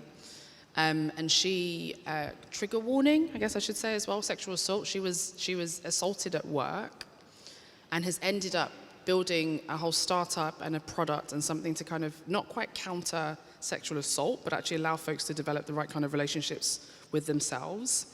And I think it's an interesting one where the more that we all feel powerless to heart prints. Like, what even is that, right? That I just kind of threw into the conversation today. And I think there's so many things that you'll see that you will feel a bit disheartened. I think for me, all of those are all the reason why I'm doing this, all the reason why it's important. Often folks are like, what gets you up in the morning? I'm always like, do you know what? Terminator 2, Black Mirror, any of those things, if we don't change who is making these technical decisions, who is challenging and asking questions about these technical decisions, if we don't broaden that, we're going to end up there. And that's what I then stand on to say, okay, cool. I feel frustrated at that, but I know that there is, someone like Oishi. Oishi is a STEMet. You were a STEMet, right? And it's like, everything she said, I'm like, sat at the back crying that, this is someone who's been on our programs, who's done it, who's now doing her PhD, doing her DPhil, at Oxford. And so for me, that's it. I'm like, okay, cool. There's 60,000 of them. I know some of them have taken this mantle. They're going to do elements of it. But I think the other thing is then you start to ask questions. I start to ask questions, and I encourage people to ask questions. It's not inevitable. We don't have to end up on the Terminator 2 or Black Mirror, side of things. And it is asking questions. You don't have to be the person necessarily even building the technology, but asking questions is really important. Yeah. A couple of years ago, there was this thing called lockdown that happened. The whole load of people that couldn't do exams. And so what happens, right? Someone has a bright idea to build an algorithm to make the decisions on the grades for everyone that was supposed to do GCSEs and A-levels that year, right? And because we don't ask the questions and we didn't have the right people in the room and everything that we've discussed already, they build this algorithm that decides the grades. And no one asks the question, okay, algorithm, how does this algorithm work then? Like, what is it based on? Just explain. As if I don't know what an algorithm is, just explain to me how this algorithm is going to make the decision, right? That question is not asked, it's not challenged. If I said to all of you that we were going to decide the grades for an entire cohort of GCSE students based on a statistical analysis of the people sat in that seat the year before, you'd all be like, huh? Why would we do that, right? And yet, hiding behind this term algorithm, it's not even an algorithm, because it's a statistical analysis. It wasn't even an algorithm. We then did that and ruined the lives of an entire cohort, two cohorts, because it was GCSE and A-level students that year. And I think it's one of those things where it's like, when you get frustrated, ask the questions, and hold folks accountable in the way that you can with the sphere of influence that you have, and with the understanding that you have. Be like, okay, cool. Why, this heart print thing, why is that something that's going on? And within the sphere of influence that I have, in my team at work, in my family, in my community, in my household, wherever it might be that you have a sphere of influence, ask those questions and start to hold folks accountable, or at least start to discuss and be like, okay, cool. If you were going to build an algorithm for grades, how would you do it? And have that as a discussion with folks. And I think the more that we're able to all just build a little bit more literacy, the more we're able to ask those questions. If we had more people that asked that question, that algorithm wouldn't have been something that would happen. And you're not asking the question because you know the answer, but you're asking it because it doesn't make sense to do that and just have computer says no on a load of folks' lives on something you made that decision at 13. An algorithm gets involved when you're 16. Now what happens at 21? Right? Now we're laughing at you for the decisions you made at 13 and an algorithm that has also then added into all of that. And so I think, I don't feel powerless at the moment. I feel fortunate enough to not feel powerless at the moment. I'm involved in things like the Institute for the Future of Work, where we're trying to also kind of bring that into the workplace. But I always say my aim in life is to be a hermit. I love being at home. The day that I'm like, do you know what? It's gone too far, nothing can happen, is the day that I disappear. And that'll be the day that, that I felt powerless and that was the end of it all. Fingers crossed it will not be any time soon. Here's hoping. And you have permission to go to work tomorrow, go to school, wherever, and ask questions. Ask tough questions. Yeah? Not because you know the answer or because you're technically superior, but because actually if they can't explain it to you, then what is really going with whatever it is that they're deciding to deploy in your workplace to help manage your workforce or to change the work systems that you're working on. Like, ask those questions. You heard it first. You have Anne-Marie's permission. Tell them Anne-Marie sent you. So we've talked about gatekeeping, we've talked about being curious, we've talked about engaging, but your book also celebrates pioneers and trailblazers. Can you just tell us briefly about some of the pioneers that you put in this book and why you decided to do it like that? So there's lots of them. I decided to do it for a number of reasons. So there are pioneers that are kind of contemporary that we know. And I think for me it was really important to include lots of different voices because I recognize that there are privileges that I have, that there's a very unique maybe element to my journey and to my story. And it's not true that you have to have done your GCSEs at 10 and your A-levels at 3. in order to be able to contribute to the tech industry. So for me, it was really, really important to have different pioneers, different stories, different angles, so everyone can see there's not like one way to do this, there's a multitude of ways to do this, and there's a multiplicity of definitions of success as well in this space. So for me, that was really important to have the contemporary pioneers. So there's about 13 people that I've interviewed whose ideas run through it. We don't always agree on things. Oh, shock horror, not all women in tech are the same. And so it's important as well to see that and say, actually, that there's a diversity, and I've got the inclusion of all of them, and we've got all of that. The other set of folks I've got are the historical, I call them the historical chorus of women. And for me, this is something, if we go back to that, dead white guy with beard. One of the kids asked the other week, I added rich, and I was like, yeah, you might be right, actually. Wealthy, dead white guys with beards. No offense to any of them at all that are here. But I think it's important to also get to see the herstory of it and realize that actually you can be dead and a woman and have contributed. And there are lots of dead women that have also done incredible things, instrumental things, that we may not have heard of. So someone like Hedy Lamarr, hopefully more folks have now heard of. It's a little bit of nodding, not enough nodding. Wow. Has anyone ever heard of Betty Boop? Anyone ever heard of Wi-Fi? A couple of you, Bluetooth. There we go. Thank you. Frequency hopping, spread spectrum technology. Hedy Lamarr was a Hollywood actress, also keen physicist, casually, as you do, who loved to explore, loved to create, loved physics. And so she's the reason why we now have that wireless communication. She's the reason you can hear me now. Thank Hedy for that. We should all thank Hedy every time we automatically connect to Wi-Fi as well, because it's now been added to the Maslow hierarchy of needs. So you've got people like that that are really instrumental, really important. You've got women like Gladys West. Every time you're trying to head somewhere, although Gladys is alive. I spoke to her for my Radio 4 edit, actually. Gladys is alive. She is, I call it the Gladys positioning system, although she doesn't like that because, these people are so humble, right? Which is how we got into this mess in the first place. But the blue dot that you follow, the geostatic satellite, she's the person that crunched the numbers, figured it all out, and is the mathematician that now we have the blue dot to follow, on GPS, City Mapper, whatever is your favorite insert name of mapping app here. The other story I always I don't love to tell, but the other story I always have to tell, which for me is kind of incredibly overt erasure, and is the reason why we're having to tell these stories now in the way that I feel that we do, is Marie-Sophie Germain. So she was a mathematician in the 1700s at a time when they seemed to believe that if you're a woman and you did maths, your ovaries would explode. She did maths and her ovaries didn't explode. She did really good maths, and she actually had to write under a male alias to do her studying of her high level of mathematics. So she was Monsieur Leblanc, I think it was the name that she ended up choosing, and kind of got so far and then had to kind of turn up for something. And she was in France, it's French, so sacre bleu, it's a woman without exploded ovaries that's been teaching us all this mathematics that we've been learning from all this time by letter. Mon Dieu, right? And so they're like, okay, cool, we have to have her as part of what we're doing, so we'll allow her in now, because she's too good for us to turn down. But when it comes to building the Eiffel Tower and putting the names of, I think, 72 scientists, engineers, mathematicians of the day, they wanted to celebrate the scientific prowess of France. What they didn't want to do is celebrate a woman alongside that. And so it's the names of 72 of her contemporaries, but they've actively missed off her and the other women whose ovaries hadn't exploded. And I think it's an important one where we have all of these things hidden. Waterloo Bridge, right? Every time you walk across that now, you're going to remember the women. And so it becomes part of that psyche, part of that sense of, this is something that's possible, and me doing it, I'm not the only one, I'm not the first one, right? And that stories are so powerful. I hope no one feels, attacked by me saying this, but 1966 is a very long time ago. Do you know what happened in 1966, Belinda? No. Does anyone here know what happened in 1966? Yeah, it was the last time that the English men's team won the football cup, right? Oh. An English men's team, won the World Cup. And every time the World Cup comes around, we all sing, football's coming home.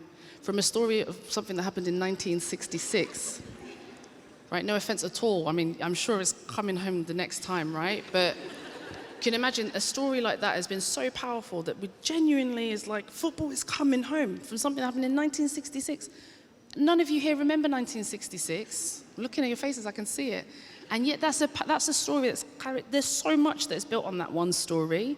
And we've got thousands, if not millions, of stories of technical women that have been obscured and erased to the point that I literally have to be here and write this book so that we can all step into what we should have stepped into anyway. And it's so important for us to continue to share those stories. They're the stories of the people that are here now. Share the stories of the people that have been. And every time you're following the blue dot, you're following Gladys. Like, let's get that in. Every time you join the Wi-Fi, you're joining because of Hedy. Every time, you know, people are saved by bulletproof vests. This is the final one. I know, sorry, Belinda, these answers are so long. The final one I'll say is Stephanie Krolek, a chemist in the 1960s who, you know, she's a chemist, right? They do chemical reactions and experiments at work. That's what they do as chemists, I'm sure, right? You're all chemists. So there's a chemist here that can definitely back me up on that. She's doing her reactions experiments as usual in the lab. They have waste products and mistakes and things that are offcuts and things that are kind of leftovers. She gets playing with some of the leftovers one day and ends up inventing a smart material called Kevlar. Anyone here familiar with Kevlar? It's what make bulletproof vests bulletproof. And it's always wild. I say it to the girls all the time. It's so wild for me to think that something that was literally an offcut, literally waste material that she heated up and played with a little bit, has saved millions of lives now. And I wonder how many of those folks that put it on every day, that rely on that to do the work that they do protecting others, think of a woman of all people as the reason why they are able to go home at the end of the day, the reason why they're able to do their work. And we just don't hold that in our heads as something that women can do. And then you turn up with gatekeepers who are preying on that ignorance of, no, this is my right. This is my purpose. It's something it's not unnatural for me to do it. It's not out of the ordinary. It's not, oh my goodness, you're a woman doing what's your DPhil in? Oh, is she? You're a woman doing an AI machine learning DPhil at Oxford? Like, how dare you? Do you know what the women before me were doing? No, you don't, because we didn't tell the stories, and there you go, 1966. And on that note, thank you, everybody.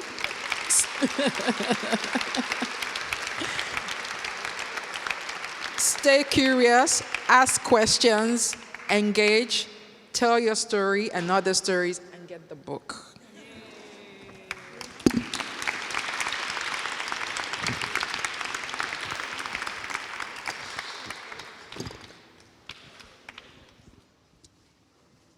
Thank you all.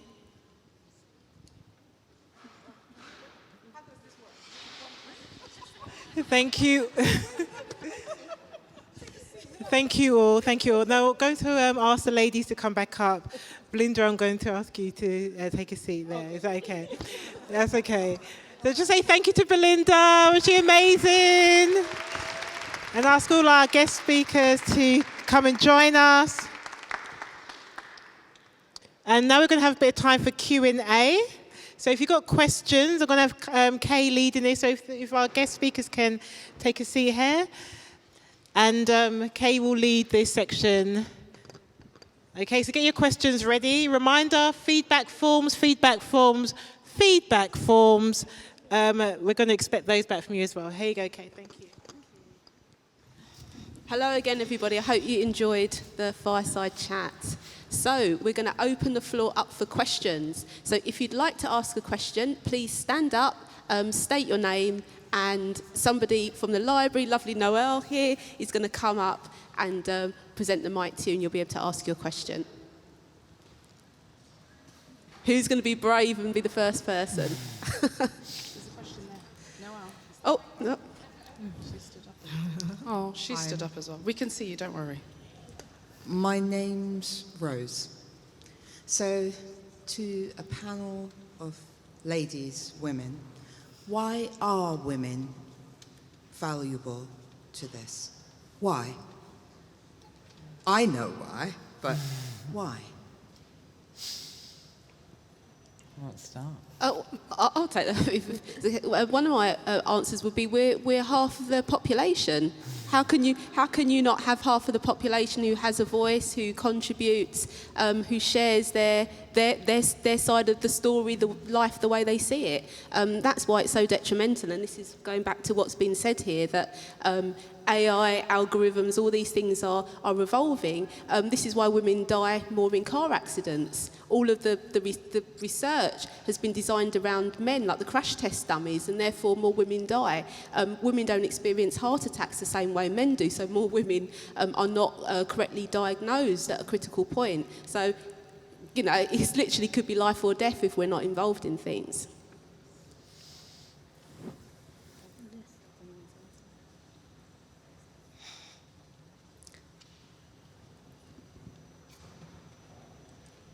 So sorry, did you say I should introduce myself? Yes, please. Okay, so my name is Som, and I am a pharmacist, and I'm a pharmacist, was a pharmacist for 2 years, then consulting for 2 years.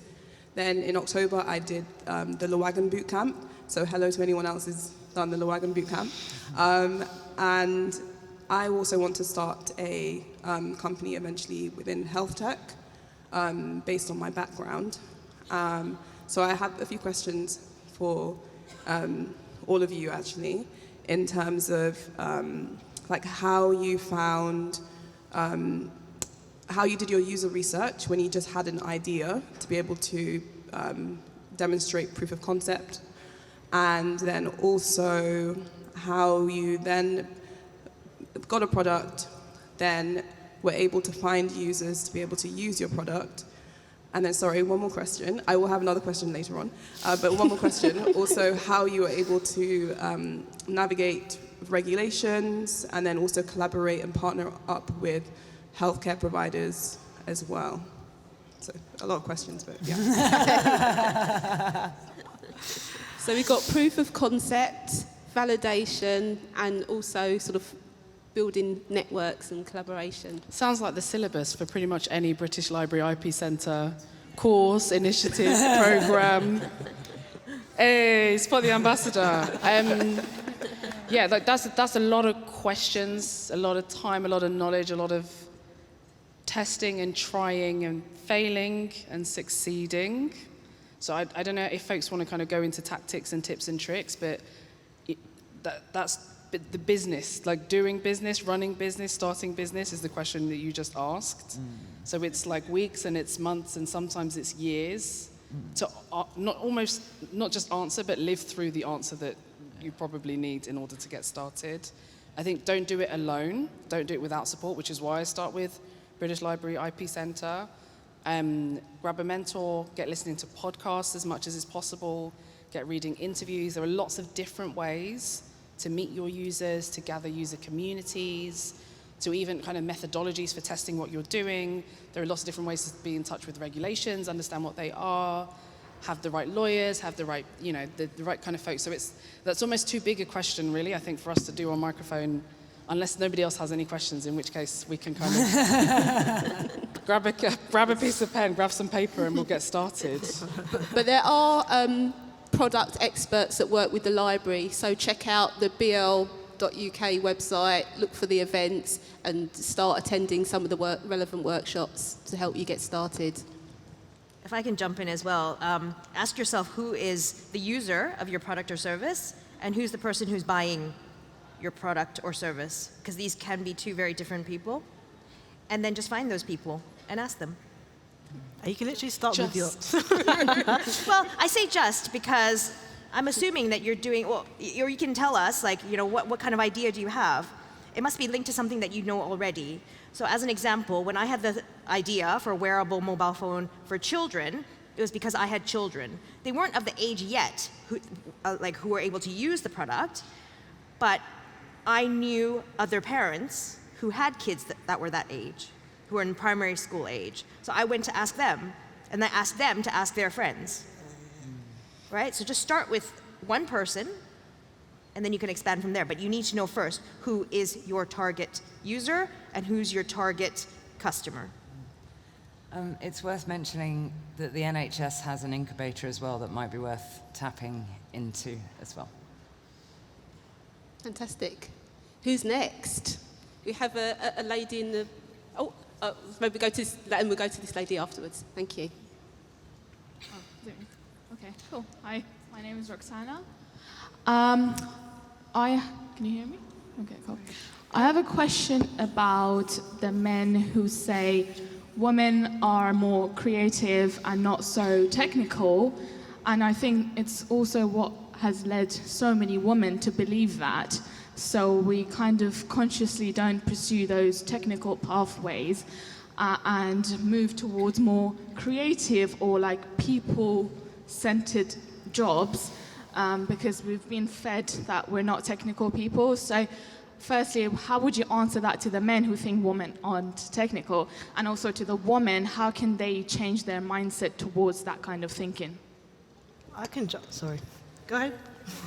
I was going to say, the first thing that I would say tell yourself and to tell these people is that there's just absolutely nothing about technology or STEM-related fields or subjects that are unique to men at all. There is nothing about creative thinking, nothing about problem solving, nothing about any of those things that is unique to a particular gender. So just keep that in your mind and tell that to people. And secondly, you mentioned that women tend to go into like people-centered careers. That's fine. There's actually nothing wrong with bringing that interest or pursuit into the STEM fields that you're doing. That's exactly what Shefali and I are doing with Dotplot. We are bringing our user-centeredness, we are bringing our user-centered approach into the work that we're doing, and then building teams that have more STEM-focused people on them. But without us, first of all, making that attempt to create this STEM business, it would be difficult because we speak to some men who have their ideas of how our product should be created. And when you think about the stories of the women that we've already spoken to, I'm thinking, how on earth could you create a product like this? There is no way that would work, and it's not their fault. For us, when men don't have the kind of experiences of women that we are catering to, and so it's so important to have your voice. Understanding the people that you are serving, and just remembering that you can bring that empathy that you've got for other people. You can bring that unique perspective that maybe have been said to be confined to like one area, people-centered work. But you can just bring that into this technology space, and that's absolutely fine. Yeah, there's just nothing about tech that is unique to men. That's one thing to drum into our heads, I think. Yeah. I would firstly say you don't need to tell the men anything. So again, it sounds like a them problem. Conserve your energy for the technical things you really want to be doing rather than convincing people of the obvious. But maybe you could tell them to get off the Wi-Fi then if women aren't so technical. Nice one. Excellent. So I think we've got two people in the queue. We've got a lady in white here, so we'll go to her first, and then the lady in the black around the side here. Hey, I'm Kate. I'm the head of business technology at Secret Escapes. I actually have two questions. Hopefully that's okay. The first one is, I have got a thirst for understanding the history of women and what they've done, and I'm always trying to figure out where to find out about these women. I've read your book. I've read Inferior, which is an incredible book as well as Invisible Women. But where else are you finding this inspiration and finding these women? So Mar Hicks is one of the people that I speak to in the book. And Mar runs a university course or whatever on history of women in tech and wrote programmed inequality. Has written quite a lot of stuff, actually. There's something else called Your Computer is on Fire. So yeah, Mar is a great person to follow, actually, for kind of a lot of this. And then the other thing is, it's funny, these things tend to bubble up around if it's International Women's Day. Saturday is International Day of Women and Girls in Science. You've got Ada Lovelace Day, so there tends to be peaks where people remember certain things. They're like, yeah, my grandma once said, and you're like, huh? Your grandma did that? What? Where? And then you're like, right, that's how they discovered Gladys West. She didn't even realize. Gladys West didn't even, her daughter bought her a Garmin watch a couple of years before someone came to her and was like, hey, Gladys, you worked on this satellite thing, right? And she was like, yeah. And they were like, the watch that you had, that was yours. And she was like, oh, really? So sometimes it is also it takes time for it to bubble up. But Mar is a really good place to start, actually, because she has courses upon courses upon, they have courses upon courses upon courses. Awesome. And then my other question, if that's okay, in terms of the entrepreneurs on stage, I am really excited to try and do that at some point in my life. But how do you get in touch with incubators or kind of get in touch with people that are matching people with ideas? How did you? Just off the top of my head, there's a few organisations that I would name.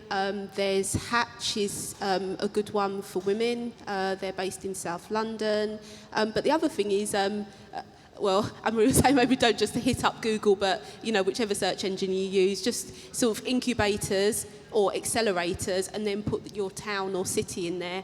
That's a great place to start. Or incubators, your city, and then women or female. And that's going to give you a nice list.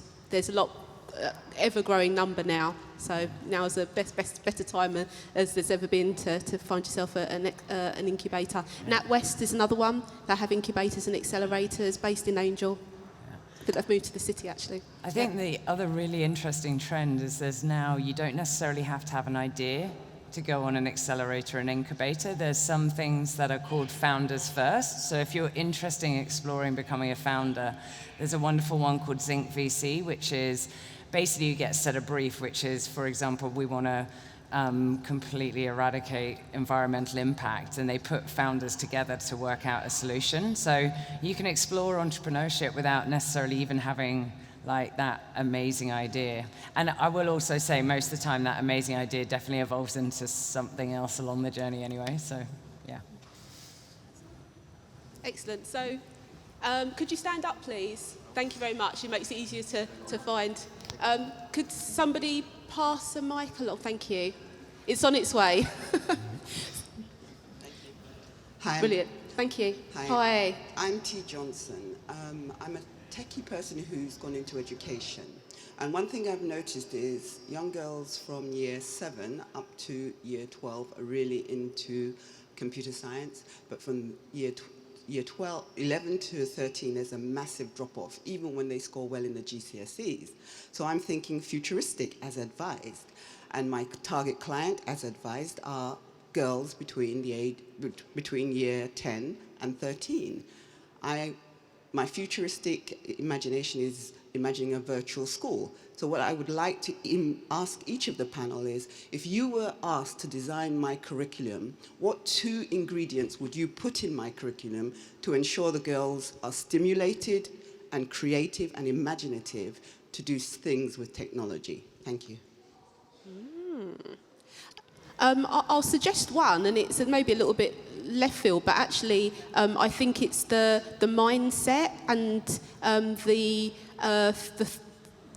putting them in the right frame of mind to be open to this. So, i.e. not fearful, not wondering what people are going to say about them, because I think that's a massive barrier as well, in addition to what you're actually going to teach them in the first place. I think it's getting them in the right frame of mind mentally. I don't know if anyone would like to. So I was going to ask for 3 ingredients, and then Kay's just given you one, and you took one of them off me anyway in the end of your question. So my 3 were going to be creativity, altruism, and diversity. Those 3 ingredients, and you're set. You have to be solving problems and helping others. There has to be something that you're tying to whatever you're doing, especially at that age, because they're beginning to feel that agency, they're beginning to understand the problems that they see around them. And so if you're just doing something that's, I want to do it bigger, harder, faster, stronger, which quite a lot of STEM stuff that we end up seeing is all just about, we're being recorded, so I won't say anymore, but, altruism has to be in there. The diversity of options, of people, of pathways needs to be a part of it. You're not going to prefer university degrees over T-levels. You're not going to say you only talk about old people and dead people, talk about alive people, right? You're not just going to talk about biology with chemistry, but biology with art, right? And chemistry with design and physics with dance. So I do that, and then finally creativity. And it has to be about what can you make and what can you create and what can you synthesize and what can you collaborate together, rather than it being purely about memorizing whatever it might be that we typically tend to have memorizing across our curriculum. But you had the creativity already, so technically altruism and diversity. I want to add what Anne-Marie said, like a diversity of people, I totally support that. And personally speaking, Anne-Marie is an absolute inspiration to me, because when I was doing my undergrad, I used to watch your videos and I used to find that extremely inspiring. And the organization STEMED, I was part of it, and it's absolutely amazing. There's like young children to people like year 10, year 12, those are the people who get involved. So I would say, yeah, make sure it's diversity of people. You talk about like people who are living, you talk about their experience, and yeah, that would make them interesting to like pursue that career. And then you get an oishi. Next question. Hello, ladies. My name is Pamela, and I'm the creator and founder of Just Like Me Books. So we are the UK's first company that uses AR technology to champion diversity in children's picture books. So I'm neurodivergent, and I've got 3 boys who are also autistic as well. And one thing that I've really struggled with over the last few months is the whole concept of listening to your gut. Now, I'm someone who has always been quite, listen to their gut, but as a startup, especially a neurodivergent startup, and I'm sure you'll appreciate, you get overwhelmed with so much information and people telling you what you should be doing and things like that. And I feel like I've started to stop listening to my gut. So my question is to you, have you got any advice, or have you got any experience about the times when you did or didn't listen to your gut, and how did that pan out for you? Thank you.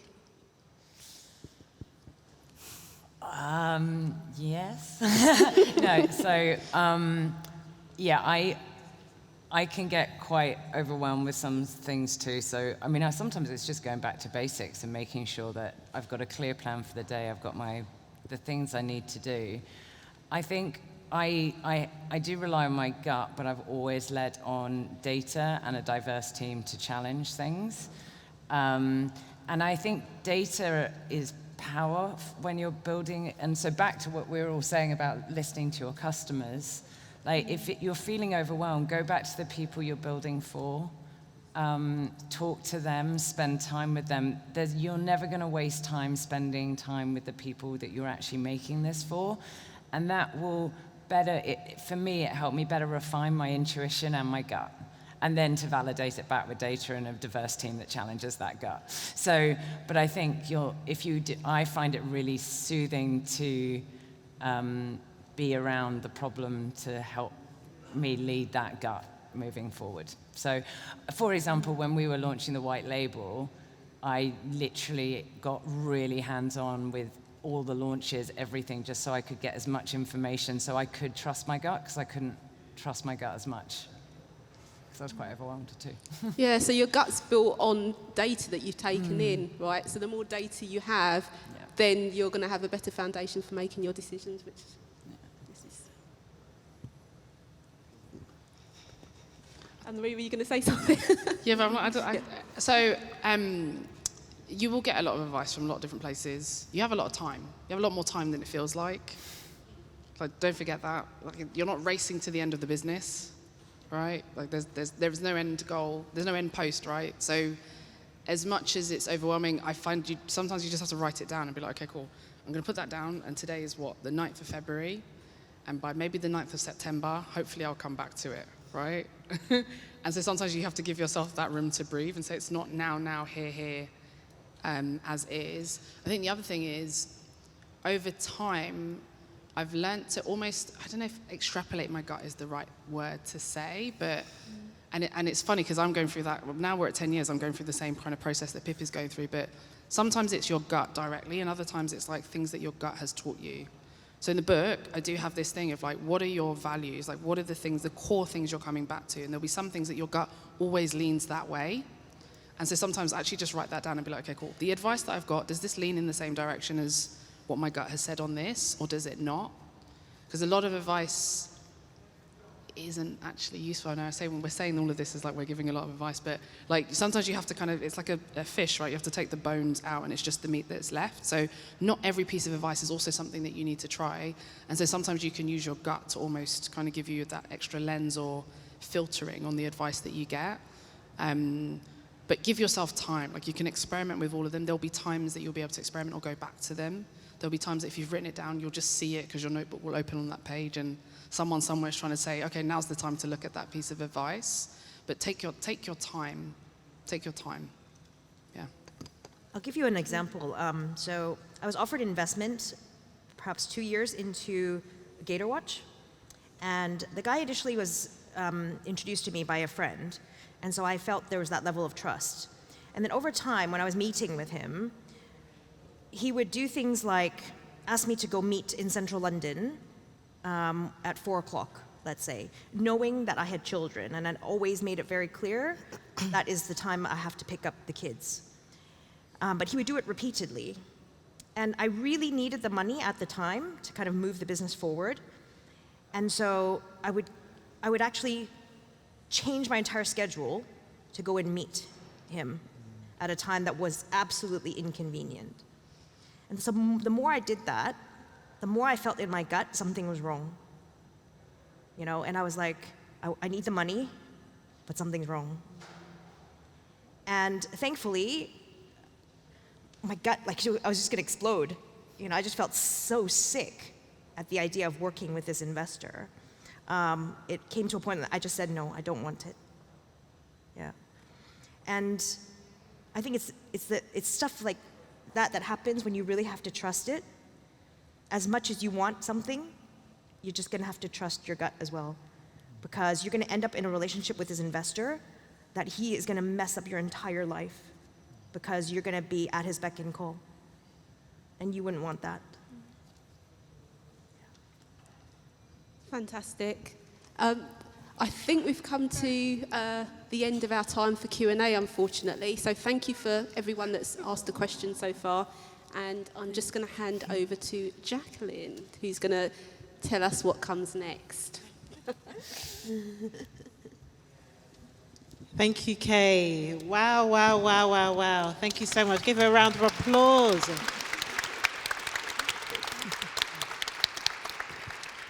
Amazing women, so much learnings and just so much takeaways. Don't even know where to start, but I just want to just say thank you to all our guests. What we're going to have next, Anne-Marie will get ready to do her book signing. So those who are desperate to have her sign your book, then please make your way to the desk over there. I'll let her get prepared.